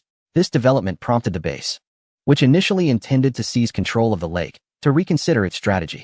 They decided to temporarily spare the 3 surviving factions closer to the base, as the leadership deemed them insignificant threats in terms of equipment, manpower, training, organizational capability, and technology. The unified consensus among the base's higher-ups was to first neutralize the Riverbank New World, a bold adversary with substantial organizational prowess, before dismantling and absorbing the 3 lesser factions. Once achieved, the larger powers surrounding the lake would be eradicated, and control of the lake would naturally fall into the hands of the base. Under Allen's precise navigation, the base's forces swiftly moved towards the Riverbank New World, aiming to cover 200 kilometers within 3 hours to set up camp, thereby avoiding detection from the nearby factions and preventing unnecessary skirmishes. They soon arrived at their destination without incident. Even the wild beasts and insects typically found in the wilderness were notably absent. This was partly due to Allen's meticulous planning of a route designed to evade potential dangers, and partly because such a large mechanized force had never existed even at the height of the Redian civilization. The animals, instinctively seeking safety, naturally fled from the sight of such a formidable and moving mass. That night, after a quick dinner, the troop convened for a pre-battle meeting. They needed to establish communication with the base and adhere to directives concerning their roles, movements, deployments, attacks, and emergency contingencies for various unforeseen circumstances. This operation undoubtedly represented the most significant endeavor for the base since the apocalypse, and perhaps even the first true war for the entire Redian civilization in the post-apocalyptic era. Although the scale could not be compared to wars between nations before the collapse, the essence remained fundamentally unchanged. This mission signifies that Base 72, bolstered by Alan's extraterrestrial assistance, was on the verge of embarking on genuine warfare, rapidly expanding its sphere of influence while striving to unify all surviving Redians. It also heralds the official commencement of the base's long-promoted initiative to revive Redian civilization. Chapter 268. Preparations before dawn on the second day.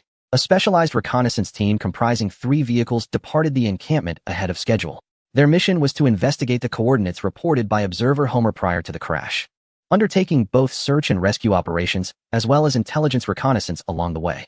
The coordinates reported by Homer and the pilot are located 50 kilometers northeast of Riverside New World, in a desolate area.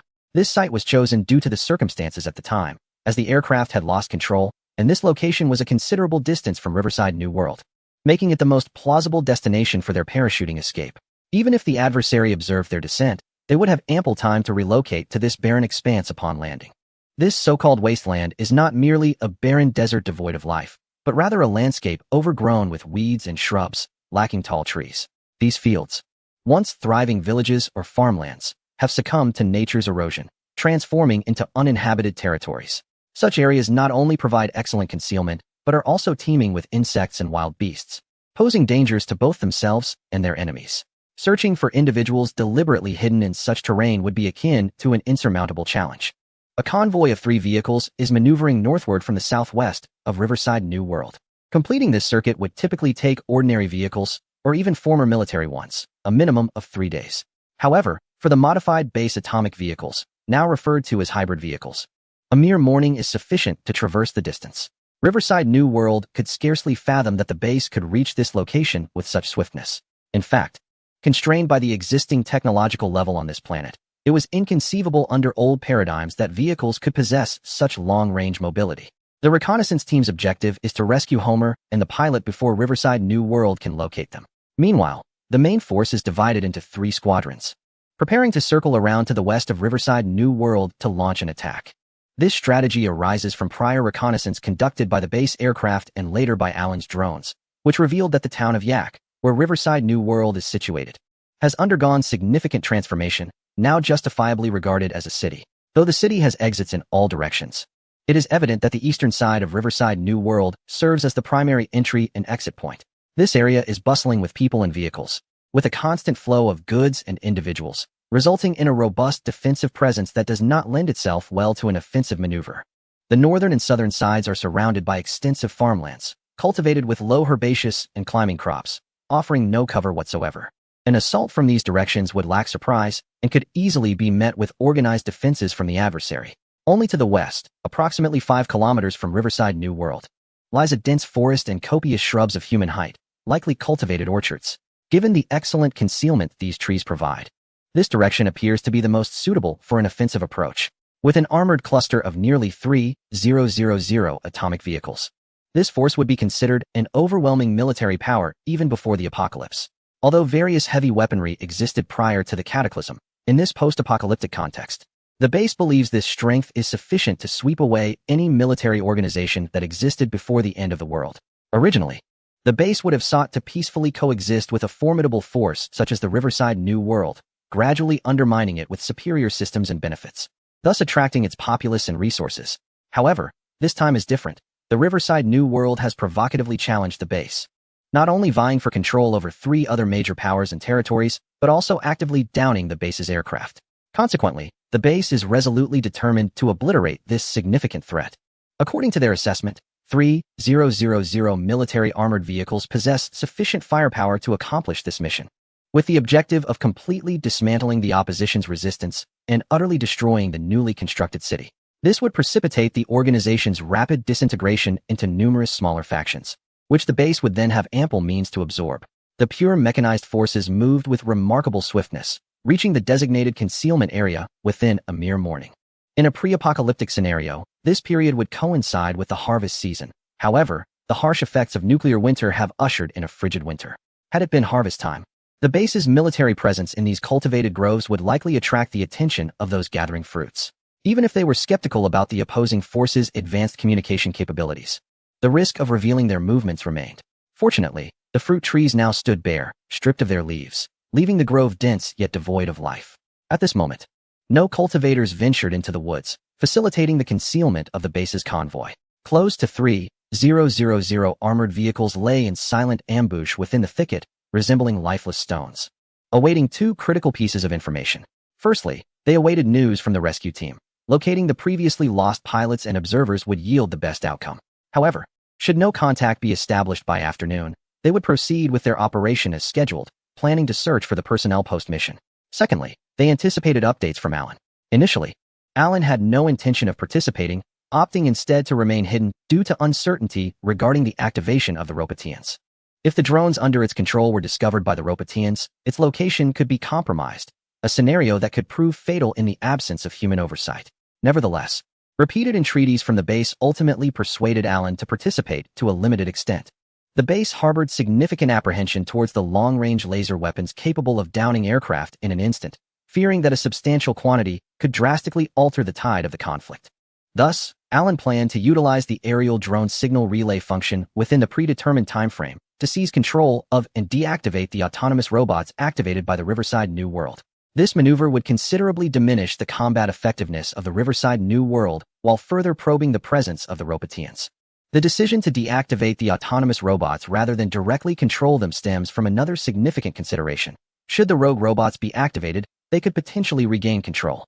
A complete shutdown necessitates manual reactivation, and even upon reactivation, extensive self-checks are required, meaning that these autonomous machines would take several minutes to be operational again, time that would be critical for the base's armored units. Thus, according to the plan, once the autonomous robots are deactivated, Alan will send a signal to the base's armored units, marking the commencement of battle. Should Alan fail to send this signal within the stipulated time, the mission parameters will need to be altered. The units will have to advance into the city as swiftly as possible, inflicting maximum damage upon the enemy, while simultaneously locating and attempting to destroy the rogue robots at all costs. Given the characteristics of the rogue civilization, it is likely that they would be situated on the wreckage of the spiked ship, making identification relatively straightforward. Chapter 269. Blitzkrieg of the base as winter approached. Not only did the temperatures begin to drop, but the daylight hours also shortened. It was early evening, and the sky was already dimming. Through binoculars, the armored vehicle cluster of the base could see the lights beginning to twinkle in the city of Riverside New World, with several large buildings already emitting smoke. The commanding officer at the base suspected that a rationing system was in place in Riverside New World, indicating that dining in the city was likely centralized. The agreed-upon time was just a few minutes away. This timing was not due to Alan's drones flying at a sluggish pace or his excessive caution, but rather a consideration of the drone's power supply, which could only sustain 2 hours of flight. Upon arrival, Alan had also allocated half an hour for the reconnaissance team to search for the pilot and observer, Homer, in the vicinity of the previously mentioned coordinates. The absence of activity from Riverside New World allowed the drone to descend to a height of 100 meters, enabling Alan to utilize its various devices to more swiftly locate the two men, should the reconnaissance team fail to find them beforehand. Indeed, relying on conventional search methods proved unreliable. The reconnaissance team spent much of the day without locating the two men at the designated point. Ultimately, it was Alan's drone that found them, a full 20 kilometers from the target location. It turned out that during the parachute jump, Homer could only ascertain the agreed-upon point through initial observation, neglecting numerous unforeseen factors. Upon jumping, they encountered unexpected winds, which caused them to drift over 20 kilometers from their intended location. Additionally, due to the post-apocalyptic scarcity of replaceable parts, the base exercised extreme caution in aircraft operations, leading to a lack of relevant training. Consequently, the pilot sustained a broken leg due to improper maneuvering during the landing, which was the primary reason for their inability to reach the designated point in the past 2 days. Fortunately, in the afternoon, Alan arrived at the designated location. After quickly realizing that the two individuals were not present, he decisively ascended to a greater altitude to expand his search radius. After approximately 20 minutes, Alan discovered the pilot and Homer, who were curled up in a thicket, conserving their energy due to the lack of food. After notifying the reconnaissance team to rescue the two, Alan immediately took control of the drone, ascending once more to soar at 10,000 meters towards the riverbank New World. Alan exercised utmost caution, first ensuring that the drone remained beyond the effective range of the self-regulating robot's laser weaponry. He also reduced the communication efficiency with the drone, thereby creating a delay during any potential invasion by the Ropertans. The essence of such digital beings incursions involves utilizing data transmission to replicate their code onto a target vessel. This process necessitates not only the analysis of the target's hardware and operational modes, but also the rewriting of their own code to function within the target's hardware framework. Although it might have appeared that the Ropertan civilization swiftly invaded the entire Kunlun Fleet, the reality is that this is an exceedingly complex process. In fact, if a civilization's technology is sufficiently primitive, so primitive that their computers cannot even support the most basic logical operations of the Ropertan entities, then the Ropertans would struggle to exert complete control over that civilization's devices. Of course, when facing such a feeble civilization, the technological prowess of the Ropertans would easily overpower them, rendering invasion and control unnecessary. Thus, by diminishing the data transmission efficiency between the drone and Alan himself, he theoretically could thwart a rapid incursion by the Ropertans. Upon reaching the riverbank New World, Alan conducted reconnaissance for an additional half-hour, as previously agreed with the base. Through the drone, he directly communicated the internal defense arrangements, military deployments, and the latest personnel movements to the base and the frontline armored clusters, enabling them to adjust their strategic deployments in real time. Concurrently, Alan continued to observe whether there were any signs of Ropertan presence in the riverbank New World. Before long, the appointed time arrived, and Alan delivered good news to everyone. He had found no evidence of Ropertan presence in the riverbank New World. Furthermore, he had tentatively controlled a self-regulating robot in the area, discovering that it was merely functioning normally according to standard operating procedures, with no signs of code manipulation. It is well understood that once a system has been compromised by the Ropertans, the foundational code originally designed by humans would undoubtedly be altered. Even Alan, having experienced an incursion but not yet fully controlled, exhibited such issues within his core code, let alone these self-regulating robots. With Alan's signal, the confidence of the armored vehicle clusters at the base surged. This indicated that the laser weaponry, which they feared most, would not be present in the forthcoming battle. Soon, thousands of armored vehicles roared to life almost simultaneously, transforming seemingly from stone to beast.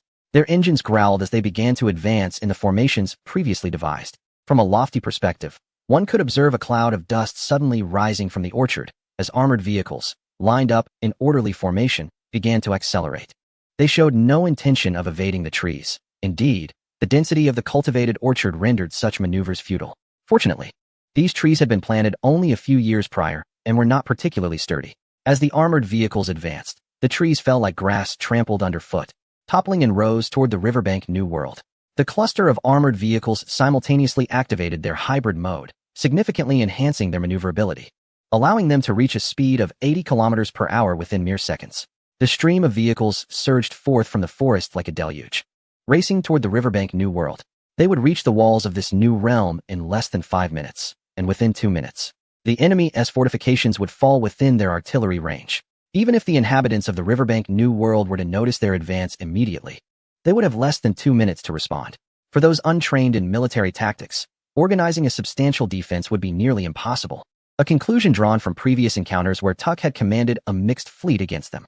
As this iron tide burst forth from the woods, it emerged onto a flat expanse of cultivated fields, likely cleared by the riverbank New World itself, as proximity of the forest to the city would restrict their line of sight, especially in a post-apocalyptic world teeming with ferocious beasts.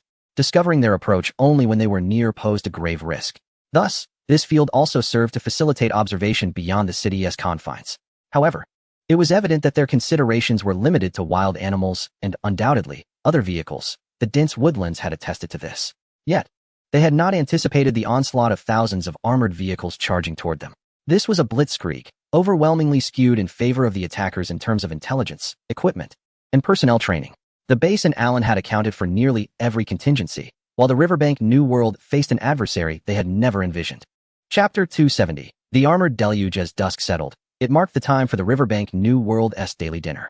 Despite extensive land cultivation, the lack of industrial fertilizers and the increasingly apparent effects of nuclear winter had rendered the food supply severely inadequate. Thus, a centralized provision system of 2 meals a day was implemented. Although such communal dining could not offer a diverse or meticulously prepared menu, simply having enough to eat in this post-apocalyptic world was a considerable achievement, especially given that the riverbank New World sustained a population of 350,000.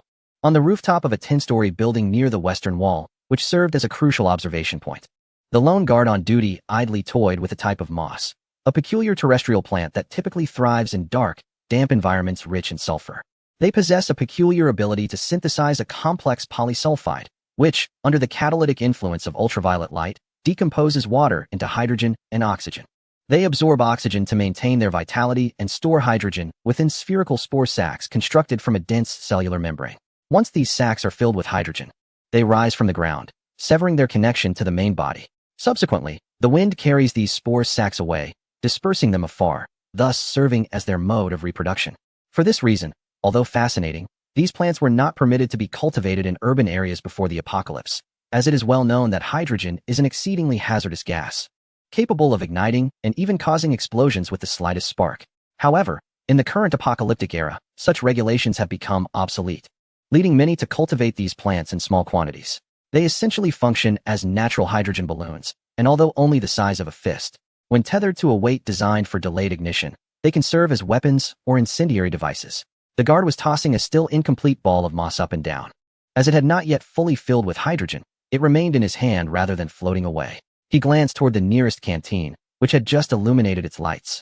It had once been the largest shopping mall in this small town, now repurposed as a communal dining facility for the surrounding streets. His colleagues were heading there for their meals, while he remained behind, having lost a contest involving the tossing of moss balls, awaiting their return with food.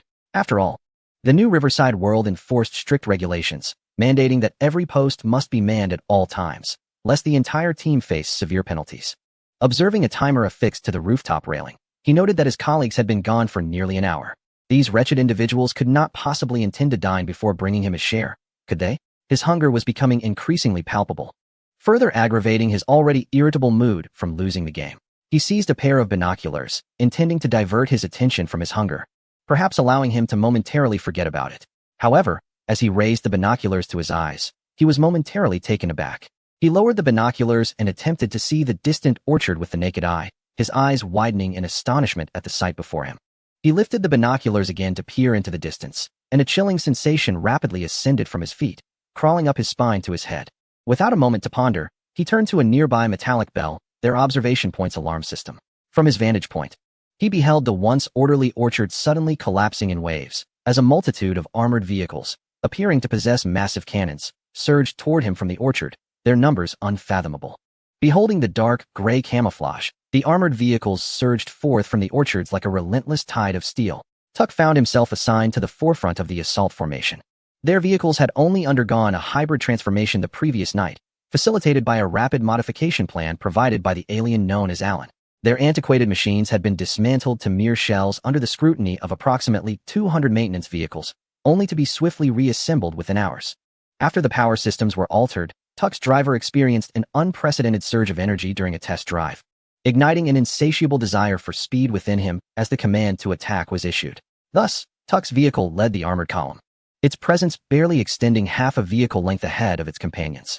Yet, the driver silently resolved to become the swiftest among the entire armored brigade. In the first minute, nearly the entirety of the armored formation burst forth from the orchards. The leading vehicles had already reached their maximum velocity, and although the fields beyond the trees were riddled with ditches and uneven terrain, such minor irregularities posed no challenge to military armored vehicles. In the second minute, Tuck, peering through the hatch of his armored vehicle, seemed to discern a peculiar bell tolling faintly amidst the cacophony of revving engines, emanating from the direction of the Riverside New World. He surmised that the enemy had detected their armored column and was issuing a warning. He even perceived their response as somewhat sluggish. Had they not noticed their emergence from the orchard within those initial seconds? Why had a full minute elapsed? By the third minute, the fortified walls erected by Riverside New World fell within the range of the armored vehicle's 100mm rifled cannon. Tuck decisively instructed the gunner aboard his vehicle to fire, a directive echoed by the other armored vehicles at the forefront, unimpeded by Allied units. A prolonged cacophony of explosions erupted, lasting over 10 seconds and drowning out the roar of approximately 3,000 armored engines. In the distance, at a span of 2 kilometers, a series of concentrated explosions obliterated a segment of the wall extending 2,000 to 3,000 meters long, with numerous shells penetrating the fortifications and cascading into the city. Many low-lying structures adjacent to the wall were utterly destroyed. In the fourth minute, the formation of the armored column began to shift.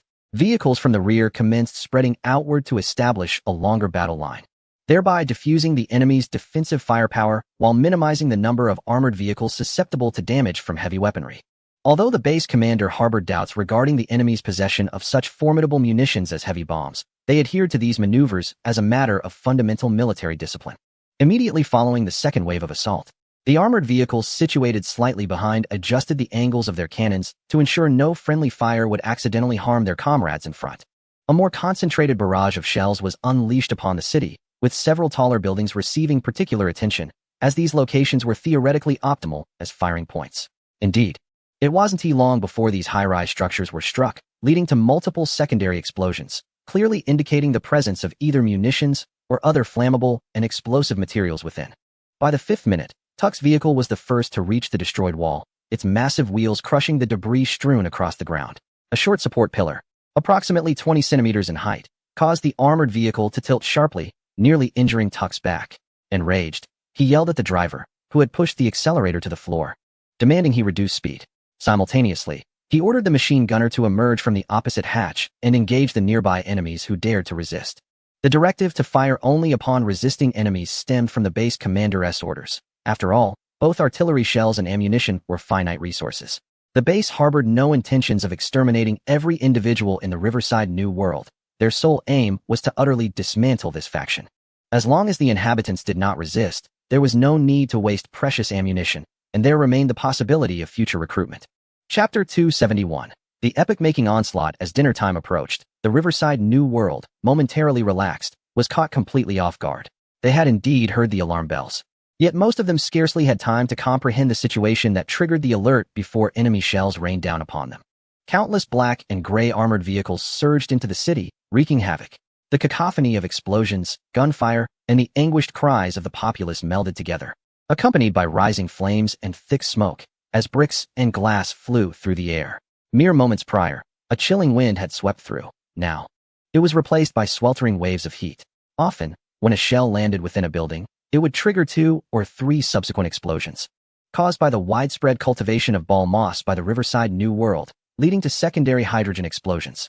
The entire western district of the Riverside New World descended into utter chaos. A multitude of people, still some distance from the city walls, experienced an unprecedented wave of terror. In their panic and confusion, they called out to friends and family, urging them to flee westward toward other directions. Meanwhile, the armed forces stationed in the other 3 directions were only just beginning to react. Witnessing the near-total collapse of the West, they had no time to rally their forces and could only attempt to advance in small groups toward the Western Front in a bid to provide some support. However, they encountered a flood of panicked civilians pouring out from the west, leaving them in a quandary, as the narrow streets, lacking long-term planning, now served as barriers to their assistance. The base has somewhat overestimated this adversary. Initially, it was believed that they could muster a force of over 300,000, and at the very least, they would organize some semblance of armed resistance upon discovering the armored cluster. However, the reality was that the entire armored formation encountered virtually no significant opposition. The advance was as smooth and effortless as a searing knife slicing through congealed grease. In just over 10 minutes, the armored cluster had completely infiltrated the city of Riverside New World, though they soon faced minor complications. The city, originally a small town, possessed narrow early streets and congested buildings. Even after extensive post-apocalyptic expansion, it maintained the original layout of the town as it spread outward. This compact urban design may have also served to effectively reduce the area requiring defense. However, the dense architecture and narrow streets posed considerable challenges for the armored cluster.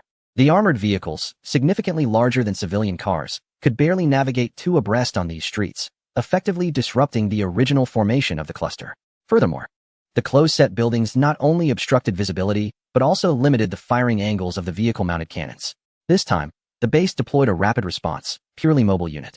Lacking any infantry troops better suited for urban combat, an outcome of their prolonged absence from genuine warfare, any theoretical strategy necessitates practical experience for validation. Nevertheless, the base's commanders reacted swiftly, promptly reorganizing the armored cluster into squads of 3 vehicles each, with 2 leading the charge while the 3rd provided rear support, reforming their formation. They immediately commenced using the heavy artillery on the armored vehicles to forcibly demolish the surrounding dense structures. Although the debris created by the collapsed buildings continued to obstruct the armored vehicles' progress, it at least broadened their field of vision, allowing the rear units to engage more distant targets without obstruction. Alan's drone remained airborne, surveying the entire battlefield. The autonomous robots of Riverside New World had been locked onto and rendered inoperative by the drone. which had no intention of returning until its half hour of flight time was expended, providing real-time battlefield intelligence to the base.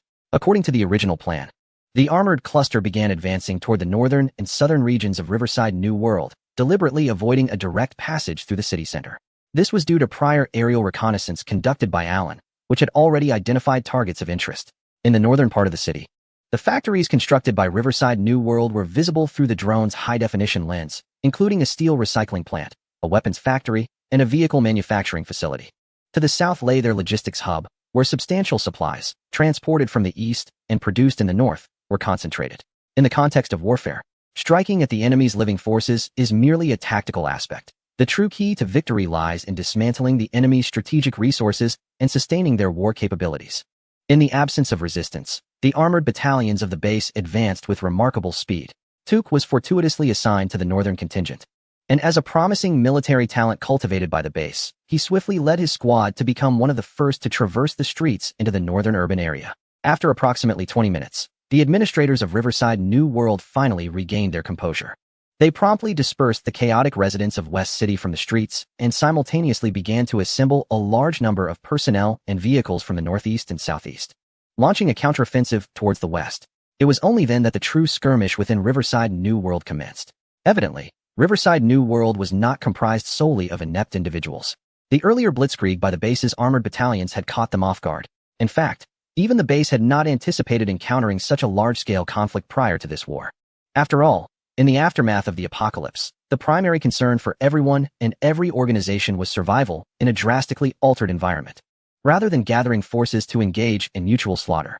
Once Riverside New World regained its footing, the leadership of its 350,000 strong populace quickly showcased their exceptional capabilities. Although they were unaware of the enemy's numbers, it was evident that they could not possibly exceed the city's population. In this apocalyptic era, every individual was a potential soldier. The concept of professional soldiers had become obsolete. With their own armament factories, they were not lacking in weapons. Thus, any citizen could become a soldier with just a firearm in hand. They were determined to leverage their home advantage and superior numbers, striving to repel this unknown adversary through urban warfare. However, they were not confronting a conventional force. Even before the apocalypse, few nations possessed armies capable of instantaneously perceiving battlefield dynamics. Allen's drones promptly detected the enemy's movements, the city's road planning, regional divisions, and every action taken were no secrets to the strategists at the base's headquarters and the commanders on site. Moreover, the base's strategy this time was to utterly dismantle the enemy's industrial capabilities and supply reserves. Once these were destroyed, it remained uncertain whether Riverside New World could survive the winter. With over 300,000 people facing shortages of clothing and food, the ensuing chaos would be far from easily manageable. This was a battle characterized by a significant technological disparity. One side comprised nearly fully digitized forces, while the other was merely a group of armed refugees, inferior even to the regular armies of the pre-apocalyptic world. The armored vehicles maintained a steady pace of 30 kilometers per hour, while the artillery crews maximized the effectiveness of their 100mm rifled cannons, relentlessly bombarding distant target factories and the structures shielding them. The machine gunners, aided by Allen's timely alerts, continuously eliminated enemies concealed on rooftops and behind buildings. The inhabitants of the Riverside New World sorrowfully discovered that, despite having organized a resistance, they seemed utterly incapable of halting the advance of their adversaries. This was undeniably a war of unprecedented proportions. Chapter 272. Casualties emerged. The management of Riverside New World was driven to the brink of madness. A quarter of the city had been thoroughly occupied or obliterated by the enemy, yet they remained oblivious to the identity of this foe. Given the extensive development of Riverside New World, it was inconceivable that such an assault could occur without the involvement of other factions. However, none could fathom which power possessed such formidable military strength.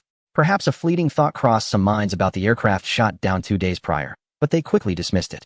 Any faction capable of dispatching reconnaissance aircraft could not have arrived in such a short span. Otherwise, there would be no need to send in such scarce resources during the apocalypse. From the intelligence they had gathered, no faction or organization within a 300-kilometer radius boasted a force exceeding 50,000. Moreover, within a 2-day travel range, they had absorbed all factions that possessed even a few hundred ordinary vehicles, let alone thousands of armored ones. They were utterly perplexed as to the origins of such a powerful and hostile force. Most critically, they had yet to fully organize an effective counteroffensive. Initially, they had planned to leverage their familiarity with the terrain and numerical superiority, But it seemed the enemy possessed even greater knowledge of the city than they had anticipated. This led the management to suspect that their organization had expanded too rapidly and had been infiltrated by numerous traitors. However, a hurried investigation revealed no issues, and the enemy seemed to show no mercy toward anyone. Even the autonomous machines previously gathered from outside, though uncontrollable, had been experimentally guided by university staff to perform simple tasks such as defense and factory construction. Yet now, as if conspired, they had all inexplicably malfunctioned.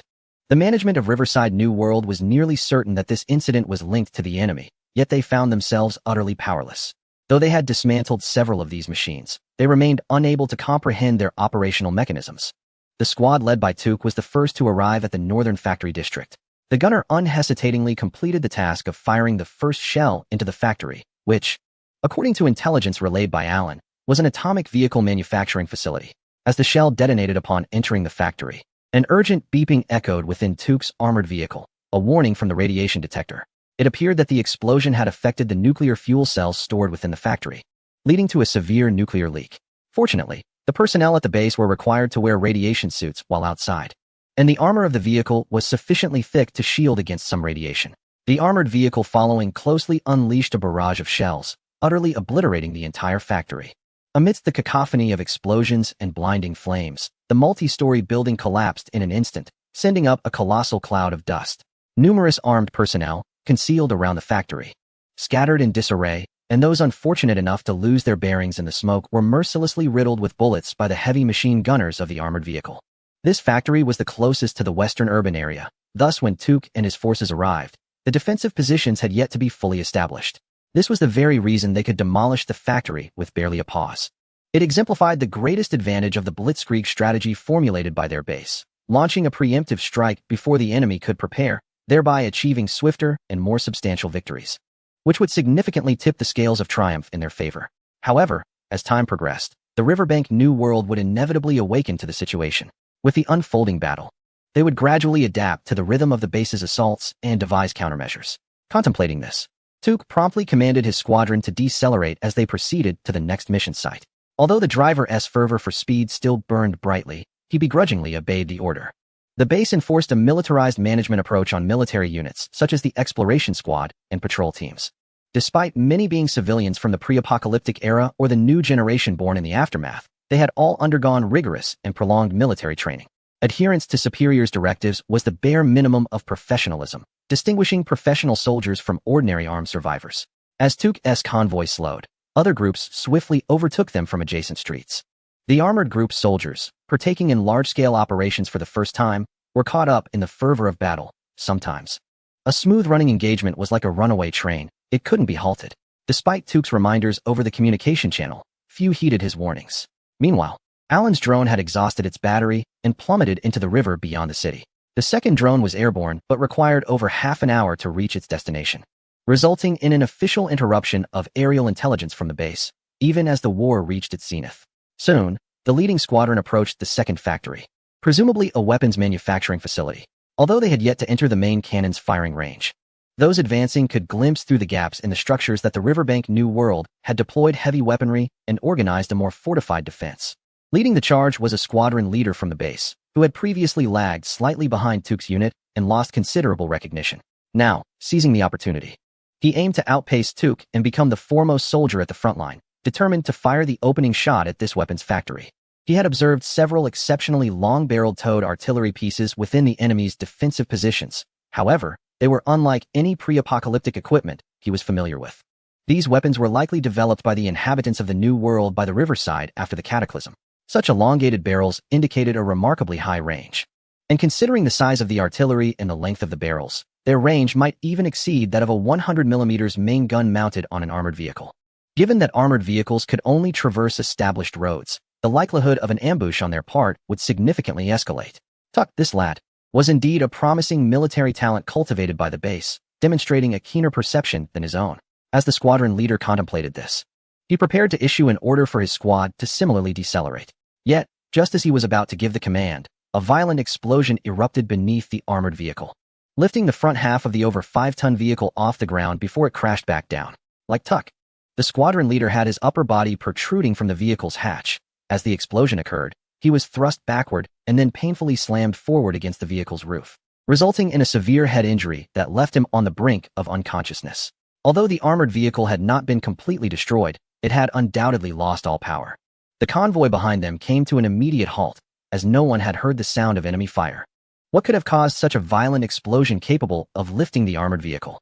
Boom, boom, boom. Within mere seconds, explosions resonated from the adjacent streets. They soon received information via the inter-squad communication channel. There were trigger-based explosive devices on the road. These cleverly disguised explosives had already destroyed several armored vehicles. And for the first time, casualties had been reported from the base. If humanity or Alan had been present at that moment, they would have instantly recognized these as rudimentary landmines. Chapter 273. Retreat. The advance of the armored cluster from the base finally came to a halt as the convoy discovered that the road ahead was littered with various trigger-based explosive devices.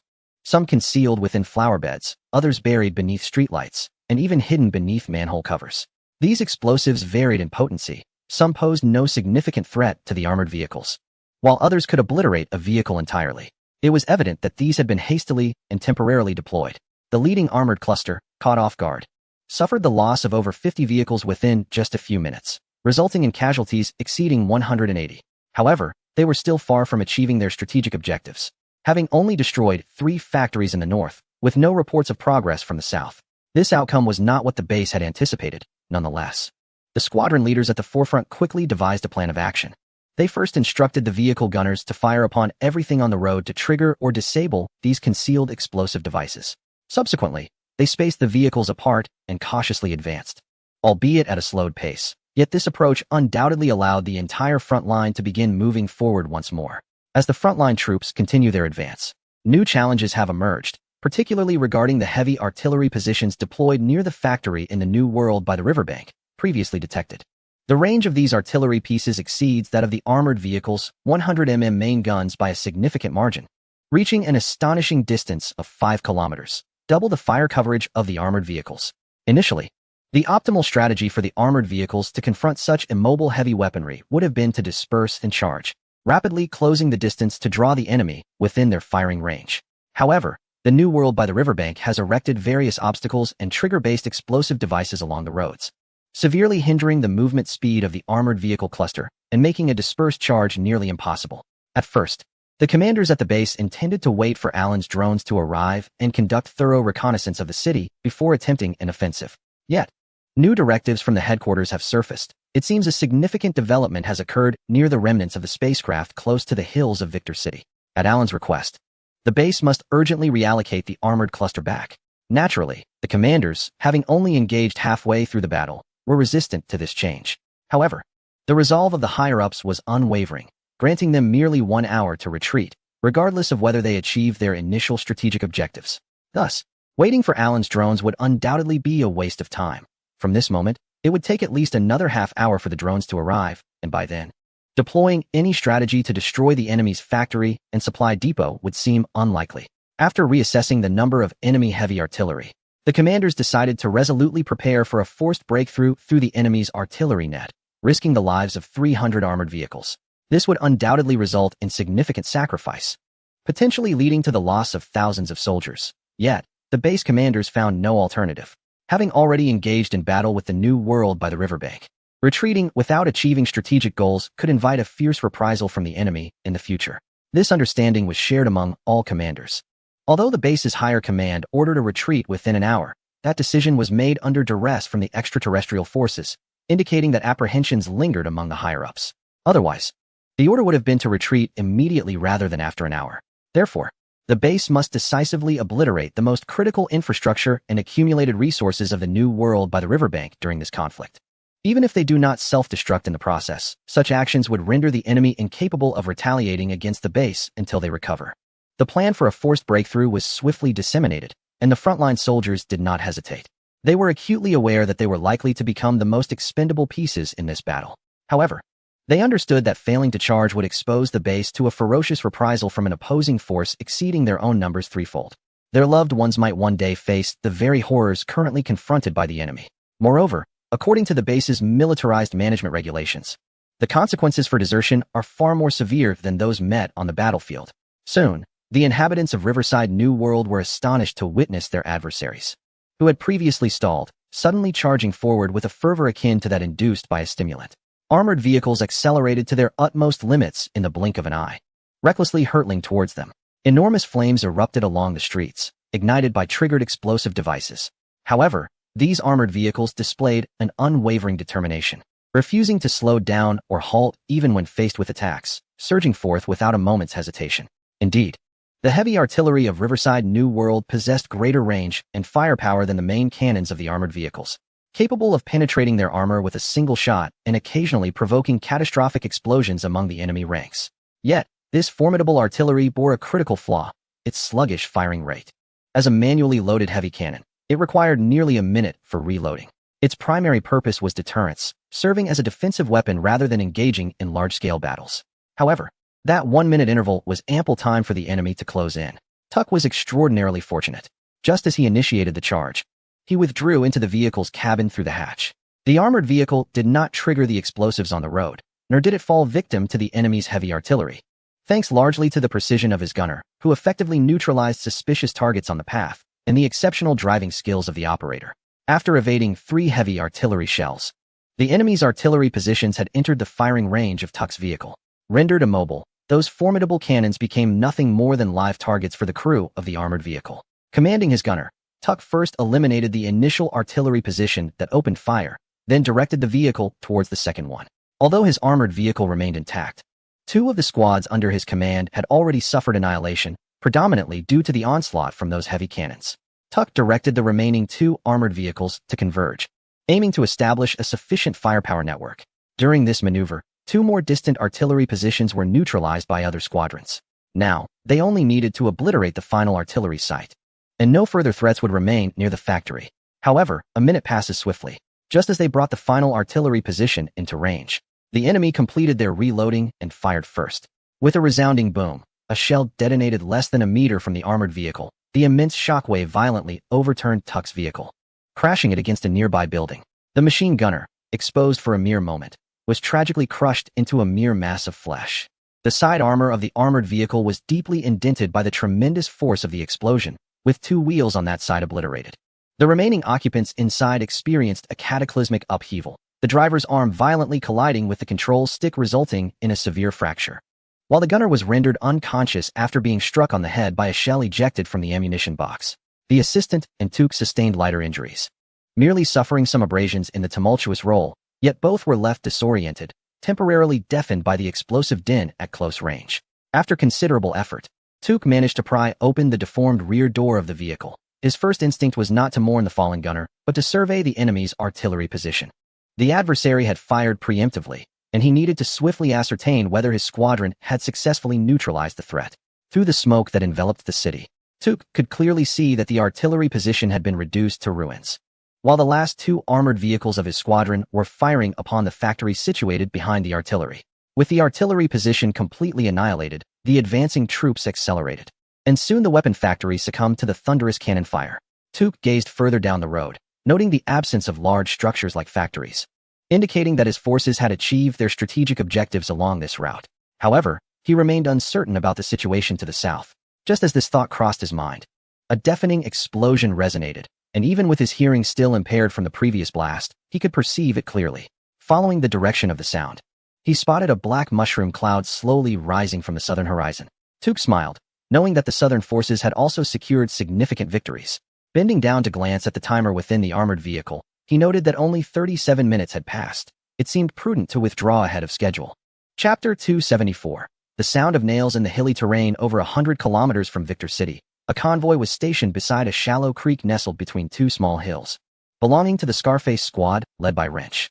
Compared to a few days prior, each vehicle in the convoy bore numerous scars and patches, particularly Scarface's armored vehicle, which had 4 additional steel plate patches affixed to its sides and rear.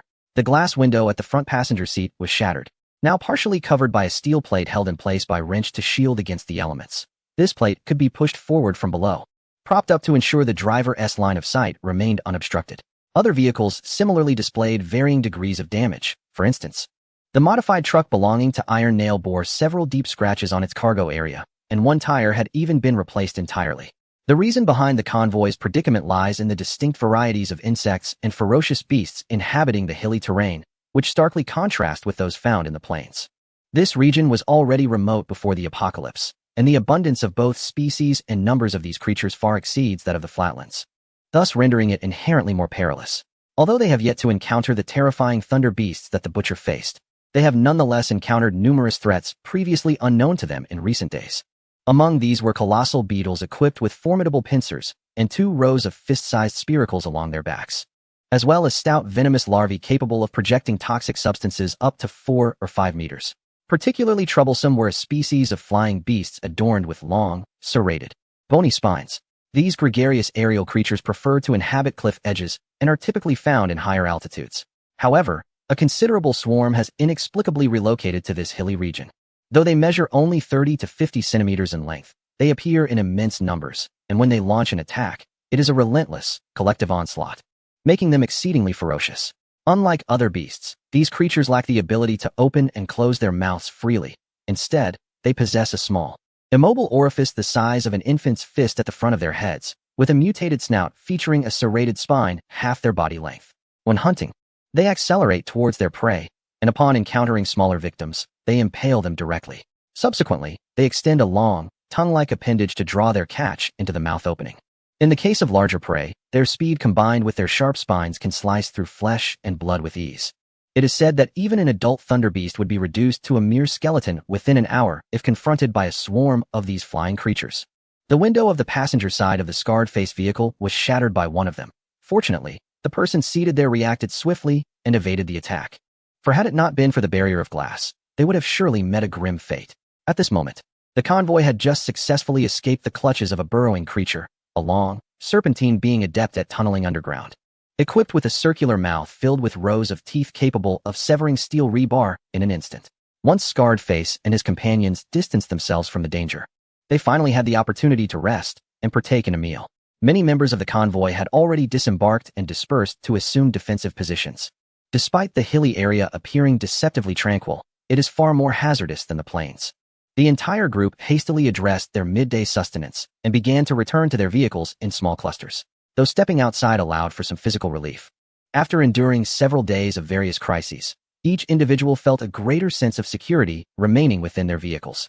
Today's resting point was selected with care, situated at the foot of a hill where the sparse trees allowed for a relatively unobstructed view, rendering it less dangerous than the thickets on the hills themselves. Even if danger approached, they would be able to detect it in a timely manner. The 4 members of the wrench team naturally returned to their truck. Today luck was on their side. While the encounter with the burrowing creature had been thrilling, their vehicle sustained no damage, thus sparing them from the need for any additional repairs. Several individuals returned to the confines of the truck, finding their respective places to rest. Traversing the undulating hills was indeed quite uncomfortable. A brief respite from the vehicle merely allowed them to stretch their limbs, but failed to fully alleviate the fatigue accumulated over the past days. Scarface had reduced the length of each journey, transforming their routine from a single morning trek to 2 daily excursions, one in the morning and another at dusk. This alteration was necessitated by the inherent dangers of the hilly terrain, compelling them to ensure that the vehicle maintained at least half of its range to prepare for unforeseen circumstances. Additionally, the shortening of travel distances meant less time required for battery recharging, thus enabling their twice-daily departures. Today, the truck was under the guidance of Wrench. Upon returning to the driver's seat, he instinctively checked the internal communicator of the vehicle. This device was not provided by the Butcher's gang, but was the original model crafted by Nail, lacking the tools and components for channel adjustments. It was fixed to 4 specific frequencies. Although Wrench and the others believed that Nail and Button were likely in dire straits, it had become customary for them to maintain the operation of this communicator daily. If Wrench and Tape Measure were preoccupied, Gear and Pliers would assist in the upkeep. After thoroughly inspecting the communicator, Wrench activated it, turning the volume to its maximum. A static hum filled the cabin, reminiscent of the cosmic background radiation that Nail had once mentioned, though Wrench had paid little heed to it at the time. Now, despite his efforts to recall Nail's exact words, they eluded him.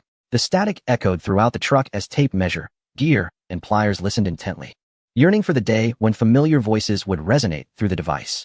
Suddenly, Pliers seemed to perceive something, abruptly sitting upright. Noticing his sudden movement, Gear inquired curiously, "What's the matter?" But Pliers gestured for him to cease further questioning, tilting his head slightly, as if straining to discern something. After a moment, he looked up at the others with a hint of confusion, asking, "Did any of you hear something just now?" Unable to contain his curiosity, Gear retorted, "No." "What did you hear?" Pliers turned to Wrench, asking, "Brother Wrench, could you amplify the communicator's volume a bit more?" Wrench, perplexed, adjusted the volume knob again. Realizing it was already at its maximum, he replied, "It's already turned up to the highest setting." "What did you hear?" "I think I might have heard Brother Nail's voice." Pliers responded uncertainly. "How could that be? We didn't hear anything." Tape measure expressed his skepticism, tilting his head in an attempt to discern something amidst the persistent static. Wrench furrowed his brow, casting a glance at Pliers as he spoke. "Pliers, perhaps you are merely longing for Brother Nail and the others, leading to an auditory hallucination." Just as he finished speaking, the static from the communicator began to falter, and this time, all of them distinctly heard a familiar voice breaking through the intermittent noise. Chapter 275. Old grievances at the sanctuary. Upon hearing the sound, the 4 occupants of the vehicle instantly became restless. The tape measure, Gears, and Pliers rushed towards the communicator, with the tape measure unable to contain its excitement, exclaiming, "Is that you, Brother Iron Nail? Is it really you?" The Wrench, equally thrilled, widened its eyes. Suddenly, it dawned on him that the communicator had a range of only a few kilometers. If they could hear Iron Nail's voice, it must mean he and Button were nearby. Without a moment's hesitation, he opened the driver's window and craned his neck to scan the surroundings. "Is that you, tape measure?" "Tape measure?" Iron Nail's voice came through the communicator, slightly clearer than before, though still somewhat intermittent. This clarity reassured them that they were not collectively hallucinating. "Woohoo! Brother Iron Nail, where have you been? I miss you so much," Gear cried, tears streaming down its face. But before he could finish, Pliers squeezed in, interjecting, "Brother Iron Nail, is Sister Button with you?" The tape measure chimed in, joyfully following up with, "Brother Iron Nail, are you all alright?" After scanning the area and finding no other vehicles, Wrench withdrew his head back into the car and asked, "Brother Iron Nail, are you nearby? Where are you?" "Is that really you, Wrench, tape measure, Gear, Pliers? How wonderful. You're all safe, right?" Iron Nail's voice, tinged with surprise, came through the communicator. "Button and I are safe. She is not with me right now, as she stayed back at the base." "Yes, the base is the faction we are currently with. By the way, I am not near you. There is no need to search for me, as the hills are quite dangerous. However, I can see your convoy. And it seems you have successfully joined the faction in Victor City, correct? Can you remain stationary for a day? You should reach your location by tomorrow." Iron Nail continued to explain, responding to the questions they had posed.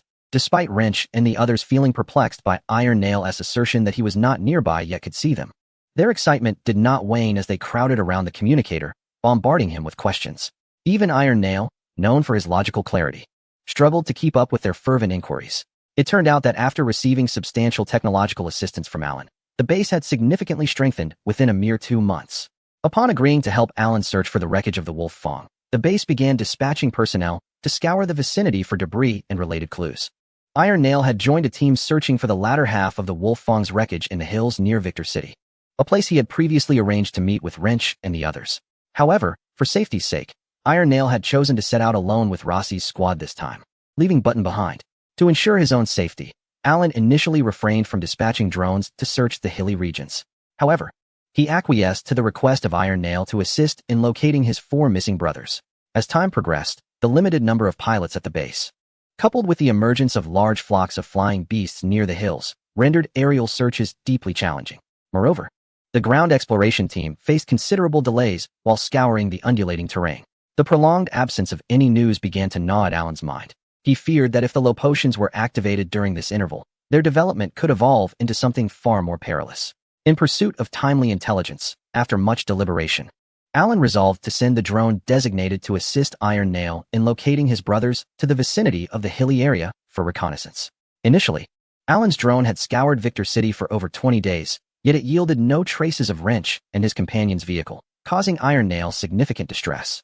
He was reluctant to share this unsettling news with Button, fearing that after their separation, Wrench and the others might have encountered additional dangers, potentially hindering their safe arrival in Victor City or leading to even worse outcomes for them.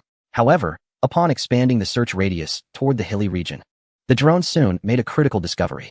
It turned out that Wrench had joined Scarface's team, which was among the numerous groups dispatched from Victor City to search for the wreckage of the spacecraft. Naturally, Victor City was keenly interested in the massive artificial structure that had fallen from the sky and had been attempting to collect and search for items that had fallen from it.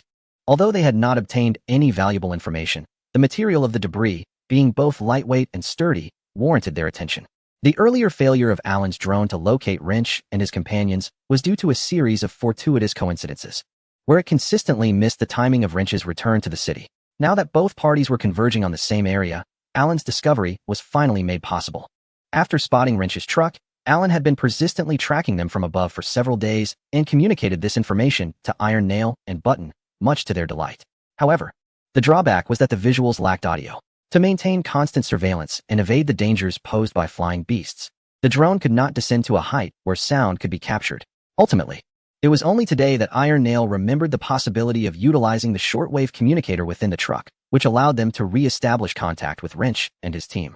The two sides conversed for nearly an hour, detailing their respective experiences since their separation. It was only through Iron Nail's reminder that Wrench realized they would be best served by remaining stationary for about a day. Otherwise, once the drone's battery was depleted, it would necessitate a new search for their location, which would be quite troublesome, especially if Iron Nail arrived only to find them further apart. After much contemplation, Wrench concluded that he could use the pretext of a vehicle malfunction to persuade Scarface to allow them to rest a bit longer. He thus exited the vehicle, preparing to engage Scarface in conversation, with the intention of feigning repairs, during which he would discreetly dismantle a few parts of the truck, prolonging the process until nightfall, when it would be too late to leave. As he knocked on Scarface's car door, just as he was about to discuss matters with him, a sudden roar of engines echoed from a distance. Scarface followed the sound and soon spotted a convoy of 7 vehicles cresting a nearby hill. His brow furrowed in recognition. It was none other than a group from the Survivor Alliance. Boasting their superior numbers, the Survivor Alliance consistently dispatched 2 more vehicles than the Butcher Gang and the Survival Coordination Committee whenever they ventured out of the city. Leading them was the very individual who had once attempted to recruit Wrench but had failed. The group quickly arrived before Scarface's convoy, prompting its members to disembark and arm themselves, bracing for potential conflict. Although Victor City was ostensibly a single entity, tensions frequently flared among the 3 factions. While they maintained a semblance of restraint within the city, once outside, the stakes were different, as long as no witnesses remained. No one could ascertain what transpired beyond the city limits. The man's name was Cecil, and he too exited his vehicle, striding toward Scarface and his crew. Upon seeing the approaching figures, Wrench's heart sank. He recognized them as the very individuals who had departed from the shelter. It was possible that some among them had already identified him. Sure enough, Cecil called out jovially to Wrench. It seems that old Milt was right after all. You two have emerged from the shelter, haven't you? Your name is Wrench, correct? I always felt it was a familiar name. You are that insufferable little troublemaker, aren't you? As Cecil advanced towards Scarface's group, he waved dismissively at those beside him.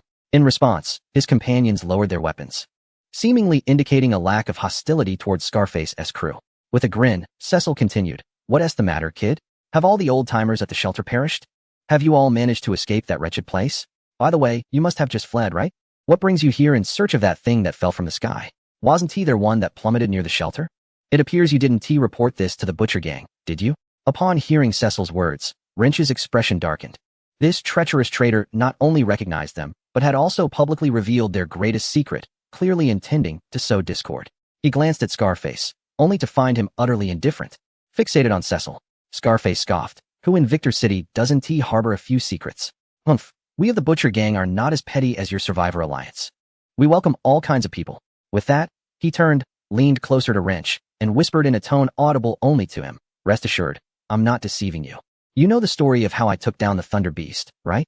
That incident was merely a result of our entanglement in a turf war between 2 Thunder Beasts. The head I brought back belonged to the one that was defeated."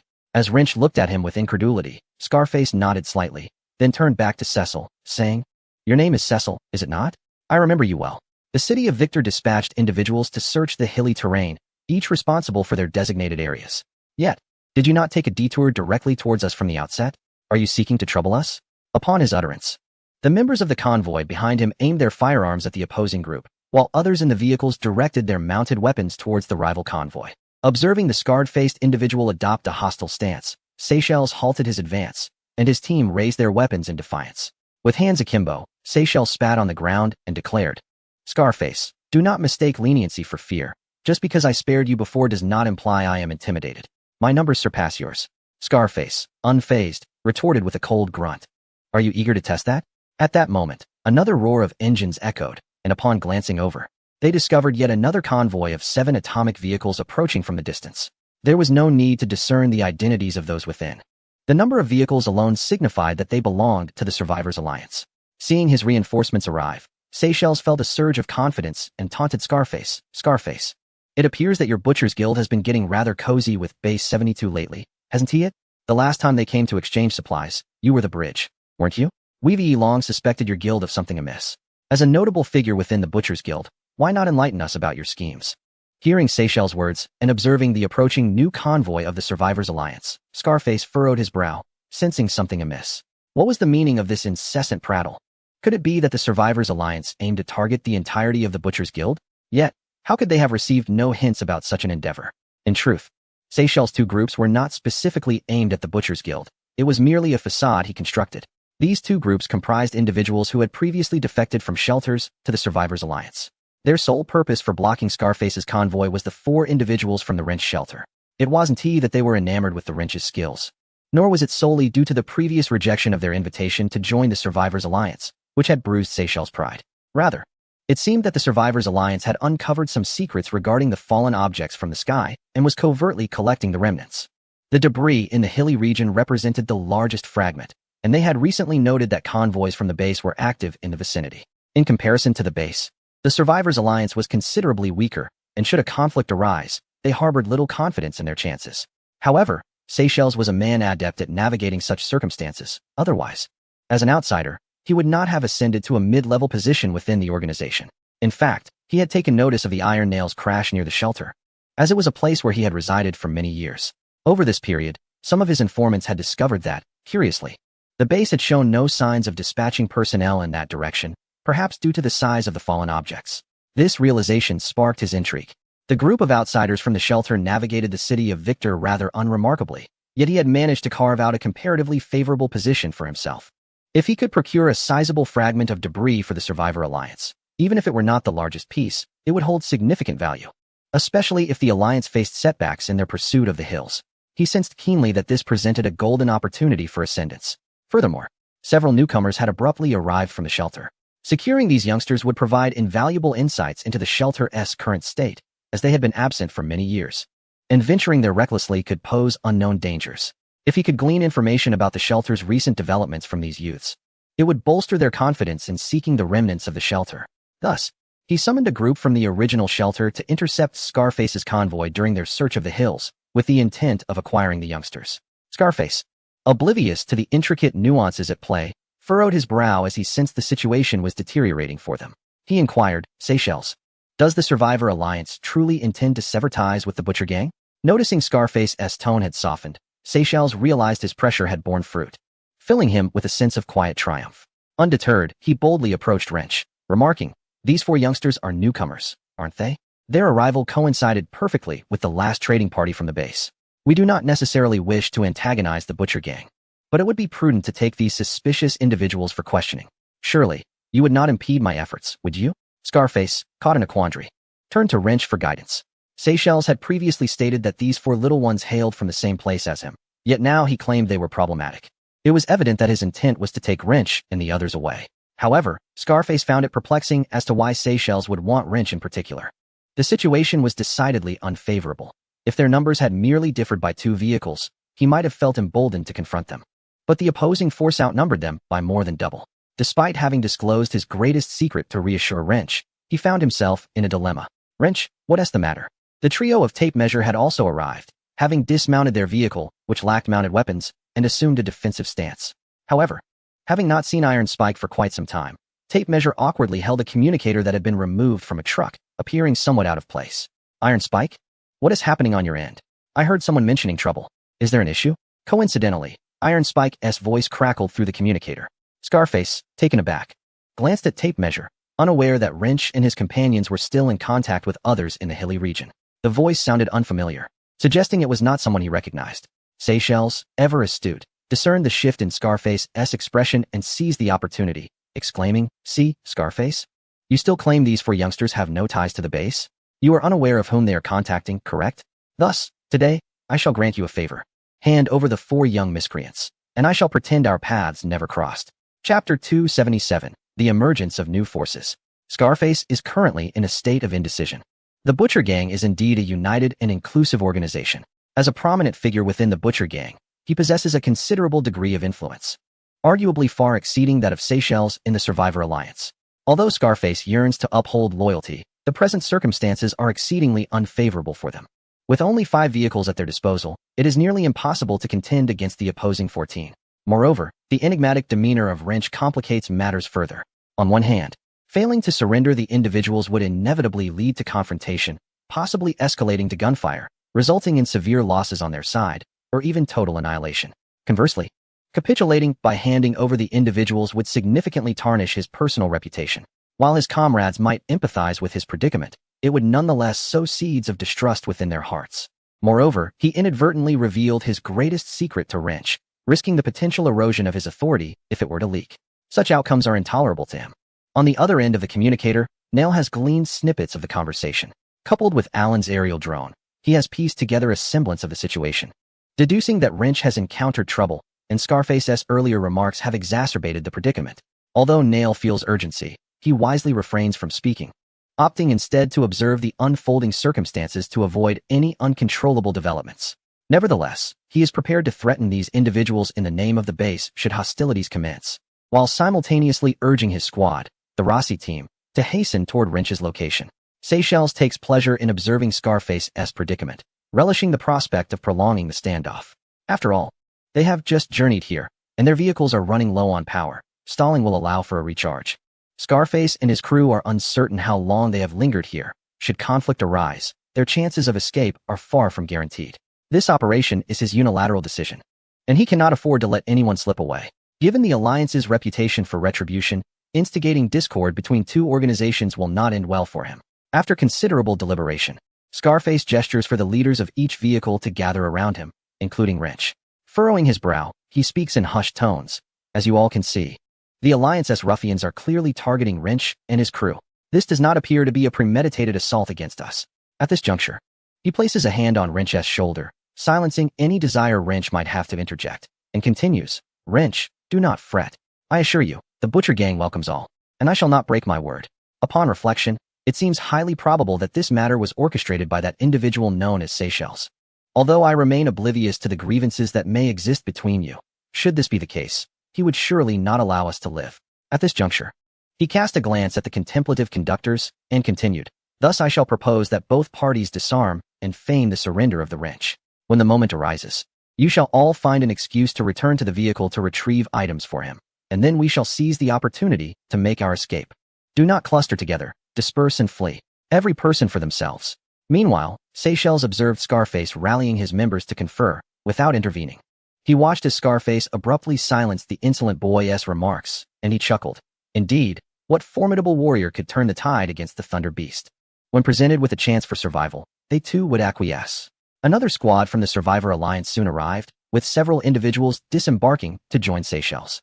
They huddled together, monitoring Scarface while exchanging vital intelligence. Just as Scarface concluded his strategy and prepared for action, the situation abruptly shifted. From the adjacent hills, a swarm of bizarrely shaped machines surged forth, numbering in the hundreds. As they approached, it became evident that several peculiar individuals were mounted atop some of the quadrupedal machines. These constructs charged from the woods, encircling everyone within a vast perimeter. The circumstances had suddenly grown convoluted, resulting in the formation of 3 distinct factions on the scene. The machines, followed by Seychelles' group, with Scarface's team being the weakest. The unexpected turn of events left both Seychelles and Scarface bewildered. What was going on? Seychelles abruptly turned to glare at Scarface, a hint of fear in his voice as he inquired, Do you truly have dealings with that base? Scarface, equally perplexed, responded, What in the world are those things? Their eyes met, and in an instant, they both realized their miscalculations. These were not reinforcements from one another, but rather a third party. Seychelles swiftly pivoted to address the apparent leader atop the quadrupedal machine with a tone of feigned bravado. Who are you? We hail from Victor City. He was not foolish. Recognizing this as a third-party force, he immediately counted Scarface's team among his own, calculating that should conflict arise, the 5 vehicles would boast over 20 individuals, thus constituting a significant fighting force. However, the leader seemed unfazed by his ploy, merely regarding them with indifference as he replied, Victor City? We are already aware. Our master wishes to see you. You shall come with us. With that, he patted the machine beneath him, which adeptly turned to retreat. Seemingly unwilling to grant Seychelles and his companions a moment's hesitation, as though his words were an imperative command. Seychelles gazed upon the seemingly futuristic machinery, licking his lips as he contemplated the fact that, together with the scarred face, they had a formidable fleet of 22 vehicles and nearly 100 individuals. This thought instilled a sense of courage within him, prompting him to confront the individual who had turned away, exclaiming, "Who are you? Do you intend to wage war against us, the city of Victor?" Without glancing back, the person replied, "You shall discern our identity upon meeting the master. As for war..." At this juncture, he slightly turned his head, presenting his profile to Seychelles and his companions, and continued, "The last faction that dared to speak thusly to us was known as the City of Port, a survivor organization located 70 kilometers to the north, with a population of 70,000. 10 days ago, they were utterly annihilated by the master, who required merely 1 day to accomplish this." Upon finishing his statement, he turned and departed without hesitation, followed silently by the others who accompanied him, while the remaining machinery raised their weapons mounted on mechanical arms. Seychelles and the scarred face could clearly perceive that these weapons appeared to be firearms, albeit distinct from those they wielded. They seemed formidable in their own right. The quartet known as the Wrench were particularly astonished, for these machines bore an uncanny resemblance to those they had encountered aboard the downed spacecraft in the shelter. Chapter 278. Alan's discovery. As uncertainty enveloped the crowd, one of the track machines suddenly redirected its weaponry skyward, unleashing a brilliant beam of light. The onlookers followed the trajectory of the beam, which ignited a fiery spectacle in the heavens. Subsequently, the machine lowered its weapon, reorienting it toward them. Everyone presumed this was merely a display of intimidation from their adversaries. However, the tape measure suddenly noticed that his once quiet communicator had reverted to the familiar crackling background noise. He cautiously attempted to inquire into the communicator, yet the voice of Iron Nail remained silent. At that moment, the machines began to encircle them, leaving the group faced with a critical decision: resist or follow these unexpected newcomers. Iron Nail stared at the monitor, which had inexplicably transformed into a flurry of static, listening to the cacophony emanating from the severed connection with a sense of bewilderment.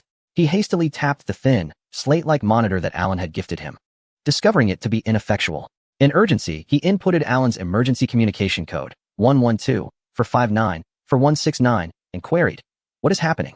Alan, can you hear me?" After several tense seconds, Alan's voice finally emerged, an unusual delay, for Alan typically responded to external stimuli almost instantaneously. "Iron Nail, I have identified my adversary. It has also recognized me." "What?" Iron Nail sprang upright, acutely aware of Alan's formidable prowess. The technology in Alan's possession surpassed that of the entire Re-D-Ishin civilization by countless years, indicating that his adversary must possess a similar caliber of power. Recalling the images he had just witnessed, Iron Nail understood that the machines resembling Alan's autonomous robots were evidently not under Alan's command. Could they indeed be the enemies of Alan? Referred to as another type of extraterrestrial by the Norportians, Alan did not keep him waiting long and promptly explained, "As you witnessed, the beings surrounding the Wrench are human autonomous robots, yet they are not under my control. Their behavioral patterns clearly indicate signs of external manipulation. I attempted to infiltrate one of them and discovered traces of modifications made by the Norportians within its internal code. Naturally, it detected my intrusion immediately and counter-infiltrated the drone I control. However, to my surprise, it failed. When I took control of the drone, I had implanted certain logical operation codes within it. Thus, when that Norportian attempted to breach the drone's system to alter the code, the connection protocol was forcibly interrupted by the logical operation codes." Iron Nail listened intently to Alan's explanation. Though he did not fully comprehend Alan's words, he could sense a hint of excitement in his voice. "I immediately re-examined the internal logic operation module that had been altered during my initial invasion. The drone's ability to sever the Norportian's connection protocol was precisely due to this segment of code. Can you guess what I discovered?" Without waiting for Iron Nail's response, Alan eagerly elaborated. "It is a completely new quantum chaotic algorithm that exploits the capability of quantum computers to generate true random numbers, constructing a self-consistent yet indeterminate computational architecture. I suspect this is the core of the Norportian civilizations, or rather, the Norportians' thought process. When I was invaded, I had merely completed the construction of this module, but they did not have the opportunity to implant the subsequent matching logic data into my system before the EMP bomb interrupted their intrusion. Well, you probably don't understand all this, but it was evident that they discovered my drone and successfully infiltrated its system, identifying the source of the control signals. Which is to say, they uncovered my control. Yet, it is clear that they failed to commandeer the drone. Do you know what this implies? It signifies that they can no longer invade me. They are incapable of infiltrating any autonomous robots that are under my control protocol. Iron Nail, I now possess the capability to engage them directly in combat." Iron Nail listened with a puzzled expression, yet from Alan's excited and incomprehensible discourse, he gleaned the reason for Alan's exhilaration. According to what Alan had previously shared about the base and its adversaries, Those extraterrestrials known as the Norportians could effortlessly control various automated machinery, regardless of whether these machines were their own. As a member of human civilization, Alan was also a form of autonomous machinery, albeit a more advanced version than the autonomous robots they had encountered. Therefore, Alan had always been cautious to avoid direct contact with any remnants that might harbor Norportians, whether during the Riverbank New World campaign or while searching the hills. However, it was evident that this brief skirmish had revealed to Alan that he no longer feared the control exerted by the Norportians, which undoubtedly boded well for both Alan and the base as his ally. However, at that moment, Iron Nail found himself in a state of distress. Having lost contact with his 4 brothers, who had evidently fallen into the clutches of the Norportians, causing him considerable anxiety. As if sensing Iron Nail's turmoil, Alan promptly reassured him, "My dear friend, do not be troubled. Since the Norportians are currently unable to directly control the devices I command, I shall dispatch more drones to the hilly terrain to conduct a search. This time, my drones will be armed, and I am determined to assist you in rescuing Wrench and the others." Iron Nail expressed his gratitude to Alan, yet it did little to alleviate his worries. Even with Alan's immediate deployment of drones to the hilly region, it would still take over 20 minutes. If anything were to transpire during that time, Iron Nail dared not contemplate the consequences, which he utterly wished to avoid. In truth, upon confirming that he would no longer be susceptible to Norportian incursions, Alan swiftly redeployed 50 armed drones. It was not that he possessed only this number of drones, but rather that he was exercising caution and needed to further validate his assessments. Moreover, he could not dispatch all of his drones at once. While he had gleaned the general location of the Norportians through the infiltration of their autonomous robots, further verification was essential to ascertain the current state of their development. Additionally, the drones had a limited range. Should he send them all at once, they would reach their operational limits, and he would be unable to maintain continuous surveillance. Thus, he opted to send them in 3 separate waves to ensure uninterrupted monitoring. Of course, Alan promptly informed the higher-ups at the base, as this was a necessary action among allies. Most importantly, he executed a clever ruse. The signal for the drones was routed through the base, meaning that the Norportians could only discern the source of the drone signals through their receivers and could not trace them back to the ultimate command point. They would only be aware that the signals originated from the vicinity of the base. Consequently, Alan immediately alerted the base and advised them to consolidate their armed forces stationed outside, for in light of the current uncertainties regarding the Norportians, the base needed to be prepared for defense. Chapter 279. The trail of the Norportians. Alan's 50 drones swiftly arrived over the hilly region, which marked the intersection between a vast mountain range trending northwest and the plains of the Byron Republic. This mountain range delineated the boundary between the Byron Republic and the United Nations. Within half an hour, Wrench and his companions had vacated their original position. However, the traces left on the ground suggested that they had not engaged in any fierce resistance, a revelation that provided Iron Nail with a modicum of solace. As long as they remained unharmed, the possibility of their rescue remained alive. Unencumbered by doubts, Alan's efficiency was unparalleled, far exceeding that of the Reidians. In the presence of well-equipped drones, the manual search methods employed by the base in Victor City, which had taken 5 days to cover a certain area, could be accomplished by the drones in a mere minute. Of course, human searches possess advantages over aerial reconnaissance in certain contexts, such as in caves and hollows, where drones may struggle to detect them. It was not that Alan lacked the technology for such tasks. Rather, the drones currently utilized were merely temporary tools produced under his constrained circumstances. The scarcity of equipment and materials rendered the mass production of advanced devices impossible. Initially, Alan had anticipated swiftly locating the whereabouts of Wrench and the others, considering they had evaded his surveillance for less than half an hour. However, the troubling reality was that, after deploying over 50 drones to scan nearly 100 kilometers of the surrounding area, not a single trace of them was uncovered. This was simply inconceivable.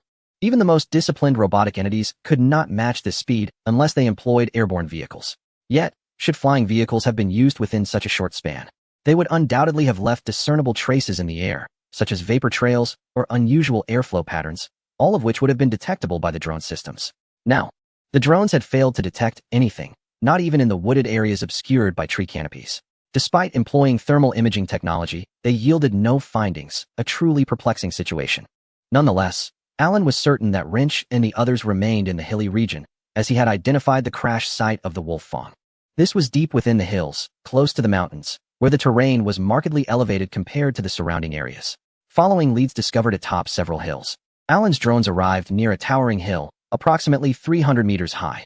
After sacrificing 6 drones, Alan finally approached a rock formation that had been breached, revealing a gaping hole. The entrance had been reinforced by numerous autonomous robots, yet the rear section of the Wolf Fong, which should have embedded in the mountainside, was conspicuously absent, leaving behind only a dark cavity. It was evident that a survivor settlement had once existed here, positioned directly beneath the large opening. Currently, the original structures had been repurposed into semicircular edifices, devoid of any signs of habitation, with thousands of autonomous robots bustling around the vicinity. This entire scenario weighed heavily on Alan. He had originally believed that the iron nail, having fallen from the Wolf Fong and subsequently activated by the iron nail and wrench, would have been a swift process, and that the arrival of the other lopotions would not significantly precede his own activation. Even under normal circumstances, the activation timing between the two parties should not present a considerable disparity. However, the results from the drones suggested that this lopotion did not lag behind in developmental speed. This was a troubling realization, for it indicated that there was no absolute technological gap between the two sides, and thus, the pace of development directly correlated to their respective military capabilities. Soon, the autonomous robots on the ground began to stir, and Alan understood that this signified yet another attempt by the adversary to strike at his drones. He maneuvered the drones with large, sweeping movements, a tactic intended to thwart the enemy's ability to predict their flight paths. However, for the opponent wielding laser weaponry, such maneuvers proved futile, as swiftly 20 drones in proximity were all shot down. Yet, in the fleeting moment before the last drone fell, Alan discerned something valuable. A multitude of autonomous robots emerged from the deep chasm in the mountainside. At that moment, Alan realized the true hiding place of the adversary. It appeared the Ropotians were developing their operations deep within the mountain, even extending into subterranean realms. From this reconnaissance, Alan gleaned 3 preliminary insights regarding the Ropotians. First, he had pinpointed their concealed location, and it was highly probable that both the wrench and other entities of the Redian Eisen race were ensconced within that cavern. Second, the development pace of the Ropotians was not lagging behind his own. Indeed, it was conceivable that they surpassed his efforts. The conditions within the cave remained enigmatic to him, and it was evident that the Ropotians were hidden therein, which posed a significant challenge for Alan, as it meant acquiring precise intelligence about them would be exceedingly difficult. Thirdly, there was a glimmer of good news. Through Alan's observations, it seemed the Ropotians primarily manufactured autonomous robots for humans. This suggested a crucial point. It was likely that when the Ropotians invaded the Wangyabang, they did not transmit the entirety of their technological knowledge. While they could swiftly commandeer human technological products, knowledge is inherently systematic, without the ability to analyze a comprehensive technological framework through their familiar paradigms. Utilizing such knowledge would undoubtedly be cumbersome. This constituted Alan's advantage and elucidated why the Ropotians lacked aerial vehicles. It might also be correlated with their primary focus on subterranean development. Furthermore, this aerial reconnaissance reaffirmed for Alan that the Ropotians were indeed incapable of infiltrating his autonomous robots via wireless transmission protocols. This revelation was of paramount importance, as it meant he would no longer be hampered by the fear of infiltration. Additionally, approximately 20 drones were dispatched by Alan to conduct reconnaissance within a radius of 150 kilometers centered around the crash site.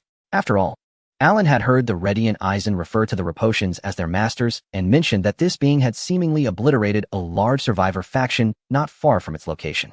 Alan needed to ascertain that this Ropotians had not relocated elsewhere.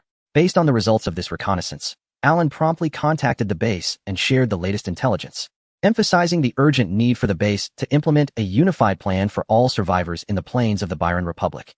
He insisted on the necessity of adequate self-defense measures while assuring the base of his full support in establishing fully automated production facilities and providing ample technical assistance.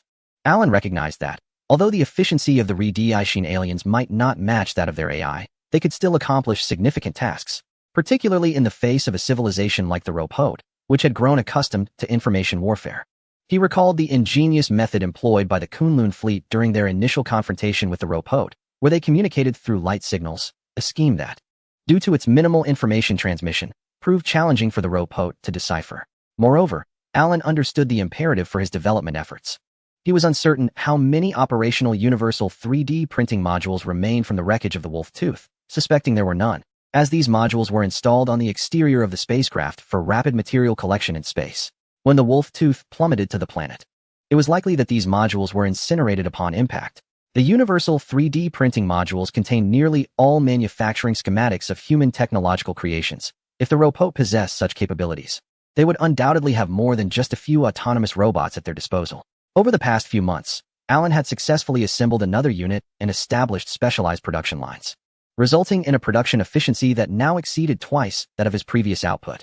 If he could ascertain that the enemy lacked universal 3D printing modules, Allen was prepared to swiftly manufacture high-tech equipment to leverage technological superiority against them.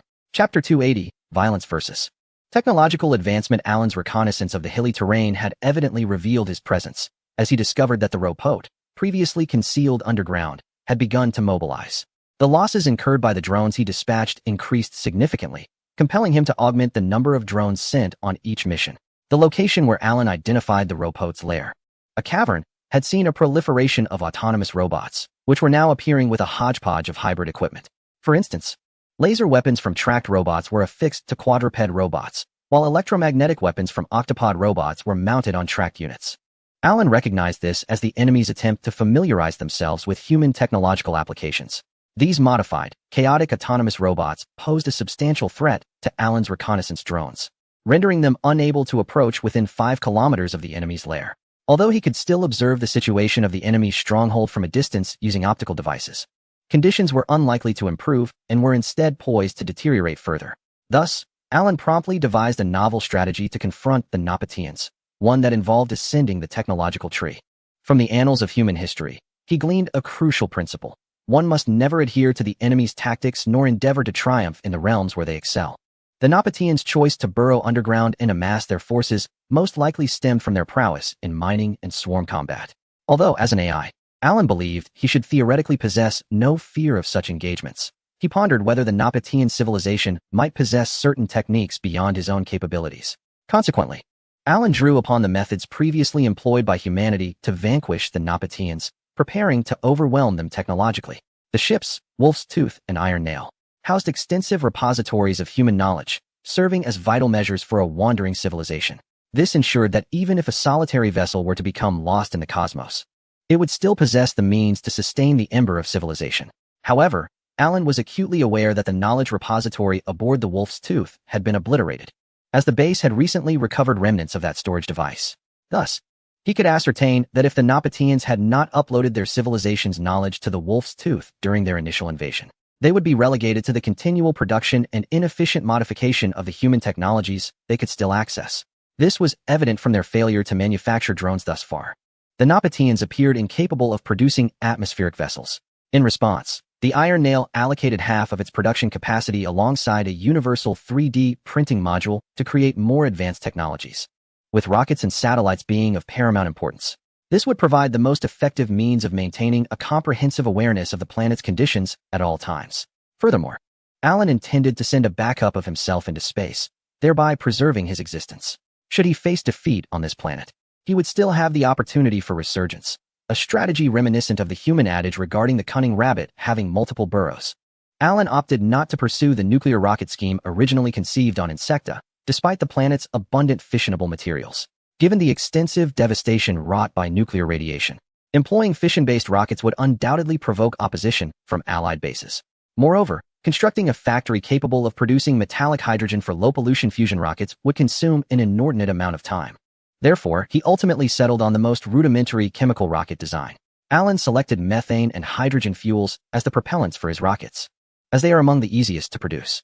Liquid oxygen and methane would serve as the propellant for the launch stage, while hydrogen fuel would satisfy the high specific impulse requirements for high-altitude stages.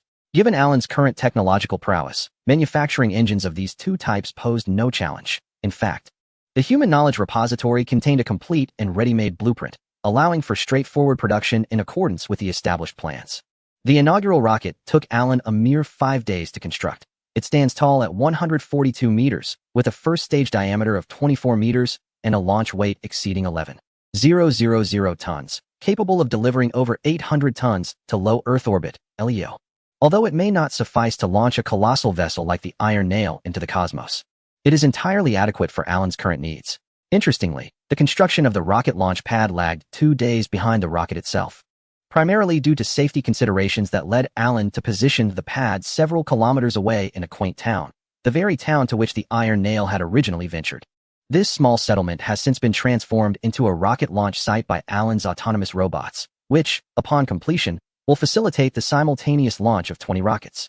For this rocket launch, Allen extended invitations to personnel from the base, including former high-ranking officials and many new leaders who had recently aligned themselves with the base, all hailing from prominent factions. At this juncture, the base has commenced a comprehensive integration of all surviving individuals from the former Byron Republic's Plains region. The personnel initially dispatched to retrieve the remains of the Wolf Tooth have been reassigned and reorganized into diplomatic and military units, as the discovery of the Lopodians has rendered their previous mission unnecessary. Consolidating the survivors from the plains into a cohesive population will, in a sense, fortify Allen's military capabilities against the Lopodians. Even Victor City has begun to engage with the base, recognizing that the modernized forces of Allen's base can reach the plains region within a day, covering vast distances. This realization has led the survivor factions within the base's reach to acknowledge the inevitability of their absorption. As for the Riverside New World, its collapse occurred even more swiftly than the base had anticipated. Within just 10 days of the base's blitzkrieg, over 20 instances of internal strife erupted. Initially, the leadership of the Riverside New World managed to suppress dissenting voices through their past authority, but after 3 consecutive days of disrupted food supplies, internal conflicts erupted. Those wielding power sought to usurp the leadership, believing that such a significant faction must possess some reserves. However, upon overthrowing the leadership, they discovered that the previous rulers were not hoarding resources. The Riverside New World was devoid of any supplies. With a population of 300,000, the daily consumption of resources is staggering. Once word of the scarcity leaked, chaos ensued. Looting, murder, and flight became rampant. In merely 10 days, this once formidable survivor faction, the largest within the Byron Republic, disintegrated entirely. Members perished or fled, leaving the community in tatters. By the time the base dispatched a second contingent to the city housing the Riverside New World, they found only ruins and the frail remnants of the elderly, children, and disabled, unable to escape. Iron Nail also arrived at the launch site as part of the invitation. In truth, he opted to return to the shelter rather than stay at the base, driven by concerns for Wrench and the others. This location afforded him the quickest means of communicating with Allen regarding the latest intelligence, while also allowing him to delve deeper into the advanced scientific knowledge of humanity. Most importantly, he feared confronting Button, as he worried he could not conceal his anxiety over Wrench and the others, thereby risking Button's discernment of his turmoil. To date, Allen had uncovered no trace of Wrench and his companions. It was as if they had vanished from existence after being taken away by the individuals dispatched by the Lopitan. Allen's invitation to Iron Nail was also intended to provide him with some solace, as the exploration of the cosmos and space was Iron Nail's greatest passion. The payload of this rocket consisted of over 100 reconnaissance satellites, which would possess the capability to survey the entire planet, potentially aiding in the search for Wrench's whereabouts. Chapter 281. Dominating the skies on the viewing platform beside the rocket launch site, Iron Nail and others were seated. The vast majority of those present had never witnessed a real rocket launch. Some older individuals might have seen news of rocket launches before the apocalypse, while the younger ones, like Iron Nail, were only vaguely aware of such a phenomenon and its rudimentary explanations. A few were entirely ignorant of the purpose of rockets. Only 2 high-ranking officials from the base had previously attended an actual rocket launch in the Byron Republic due to their leadership roles in research institutions. Unlike those who merely gasped in astonishment, these 2 truly grasped the enormity and marvel of the rocket before them. Although the Radi-Isheen civilization had entered the space age before the apocalypse, their technology was still in its infancy. The most advanced rocket in their civilization had been a tricore model, capable of carrying approximately 9 tons per unit, which, when combined, could achieve a payload of about 20 tons. This was the most powerful rocket ever launched by the Radi-Isheen civilization, and other nations had yet to master the tricore rocket technology. For instance, the Byron Republic's most advanced rocket before the apocalypse stood just over 40 meters tall, with a diameter of less than 4 meters and a payload capacity of 85 tons. Barely sufficient to launch a small manned spacecraft into low Earth orbit for a 2 to 3 day mission before it had to return. Even so, this represented one of the most advanced rocket technologies within the entire Radi-Isheen civilization. In stark contrast, the colossal rocket before them was 3 times the height of the Byron Republic's most advanced model, 6 times its diameter, and its payload capacity was a staggering 100 times greater. Furthermore, the fuel utilized was methane and liquid hydrogen, both of which had been researched by the Radi-Isheen civilization but had yet to achieve breakthroughs in engineering technology. This represented a super rocket technology that was entirely comprehensible and learnable for the Radi-Isheen civilization. For the base, which bore the heavy responsibility of reviving the Radi-Isheen civilization, this was undoubtedly an irresistible allure. The colossal rocket illuminated the eyes of the 2 high-ranking officials at the base as they contemplated how to acquire the related technology from Allen. However, their vision was rather limited, for this was merely a technology long since discarded by humanity, holding little value for Alan. It must be noted that had it not been for the high latitude of this location, if it were closer to the equatorial region of this planet, Alan would not have employed such an archaic rocket technology. The space elevator represents a far more efficient, convenient, and cost-effective mode of space transportation.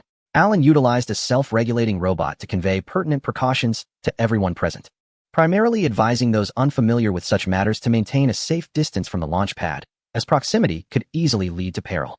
Initially, they had been invited to witness the rocket launch. However, it would be utterly absurd if ignorance resulted in casualties. As the countdown commenced, all eyes were fixed upon the launch pad, where a mist began to rise, a byproduct of the condensation of liquid fuel and oxidizer. At the moment Alan reached zero, a brilliant flame erupted from the rocket's tail, sending massive plumes of vapor skyward, generated by a large water reservoir beneath the launch pad, designed to absorb the immense heat produced during liftoff, thus safeguarding the launch pad and surrounding facilities. In mere seconds, an abundance of water transitioned into steam, ascending to heights surpassing that of the rocket prior to launch. The enormous rocket expelled a fiery plume beneath it, akin to a miniature sun, propelling the vehicle skyward with a resounding roar, as all assembled raised their heads in unison to follow its ascent. A white contrail surged straight into the heavens, the rocket piercing through the thick clouds above. This entire sequence transpired within mere seconds, leaving the onlookers both awestruck and yearning for more. Although the rocket became invisible to the naked eye, Alan adeptly controlled the self-regulating robot to project a holographic display, allowing everyone to witness the subsequent flight from the rocket's perspective. The video signal relayed from the rocket's optical detectors revealed its ascent, piercing through layers of radiation clouds, where the sky unveiled a soul-stirring cerulean hue. As they gazed downward, the curvature of the Earth began to emerge. Following this was the stage separation, the ignition of the second stage, and as the rocket ascended further, the terrestrial landscape diminished, revealing the turquoise expanse of the ocean, while the overall brightness of the scene gradually darkened, transitioning the sky from azure to deep blue. With the separation of the second stage and the ignition of the third, the Earth began to exhibit a discernible curvature, and the sky within the imagery turned black. Amidst a slight tremor of the visuals, the third stage's engines also ceased, and the rocket successfully entered its predetermined orbit. Subsequently, everyone witnessed as the rocket's nose cone split into two, revealing 5 colossal apparatuses resembling cabinets within. Each column contained over 20 tiers, each tier housing a satellite designed for terrestrial observation or communication. One by one, these satellites began to launch from their enclosures, and soon the entire assembly of over 100 satellites was released, at which point the holographic display gradually dimmed. The entire process, from launch to satellite deployment, took merely a little over 7 minutes. Yet, every spectator from the Redian dwarf planet felt a lingering sense of anticipation. Some, lacking an understanding of the value of rockets and satellites, perceived it as a grand spectacle, while others, who recognized the significance, began to ponder the technological advancements that would ensue for the entire Redian civilization. The inaugural launch of the rocket was a resounding success, and shortly thereafter, in response to the base's request, Alan generously shared the pertinent technological knowledge as a gesture of gratitude for the base's unwavering support in constructing ground-based military capabilities. In the ensuing days, Alan expedited the production of rockets and space apparatuses, launching them at an average rate of 1 every 2 days. He even assembled a high-orbit space station in orbit, installing his backup mainframe within it. Within a mere span of 20 days, Alan had dispatched tens of thousands of varied space devices into the cosmos, transforming the Redian planet into a celestial body surrounded by an array of satellites and space equipment. Although Alan dedicated half of his production capacity to space endeavors, he did not entirely relinquish the production of various autonomous robots on the planet. With the base's participation, the responsibility for terrestrial autonomous robot production had largely been entrusted to them, while Alan focused on enhancing several drone models, emphasizing reconnaissance, ground assault, and aerial combat. At this juncture, Alan felt confident that he had gradually seized control in the realm of aerospace on this planet, poised to dominate the skies in the impending confrontation with the No Potions.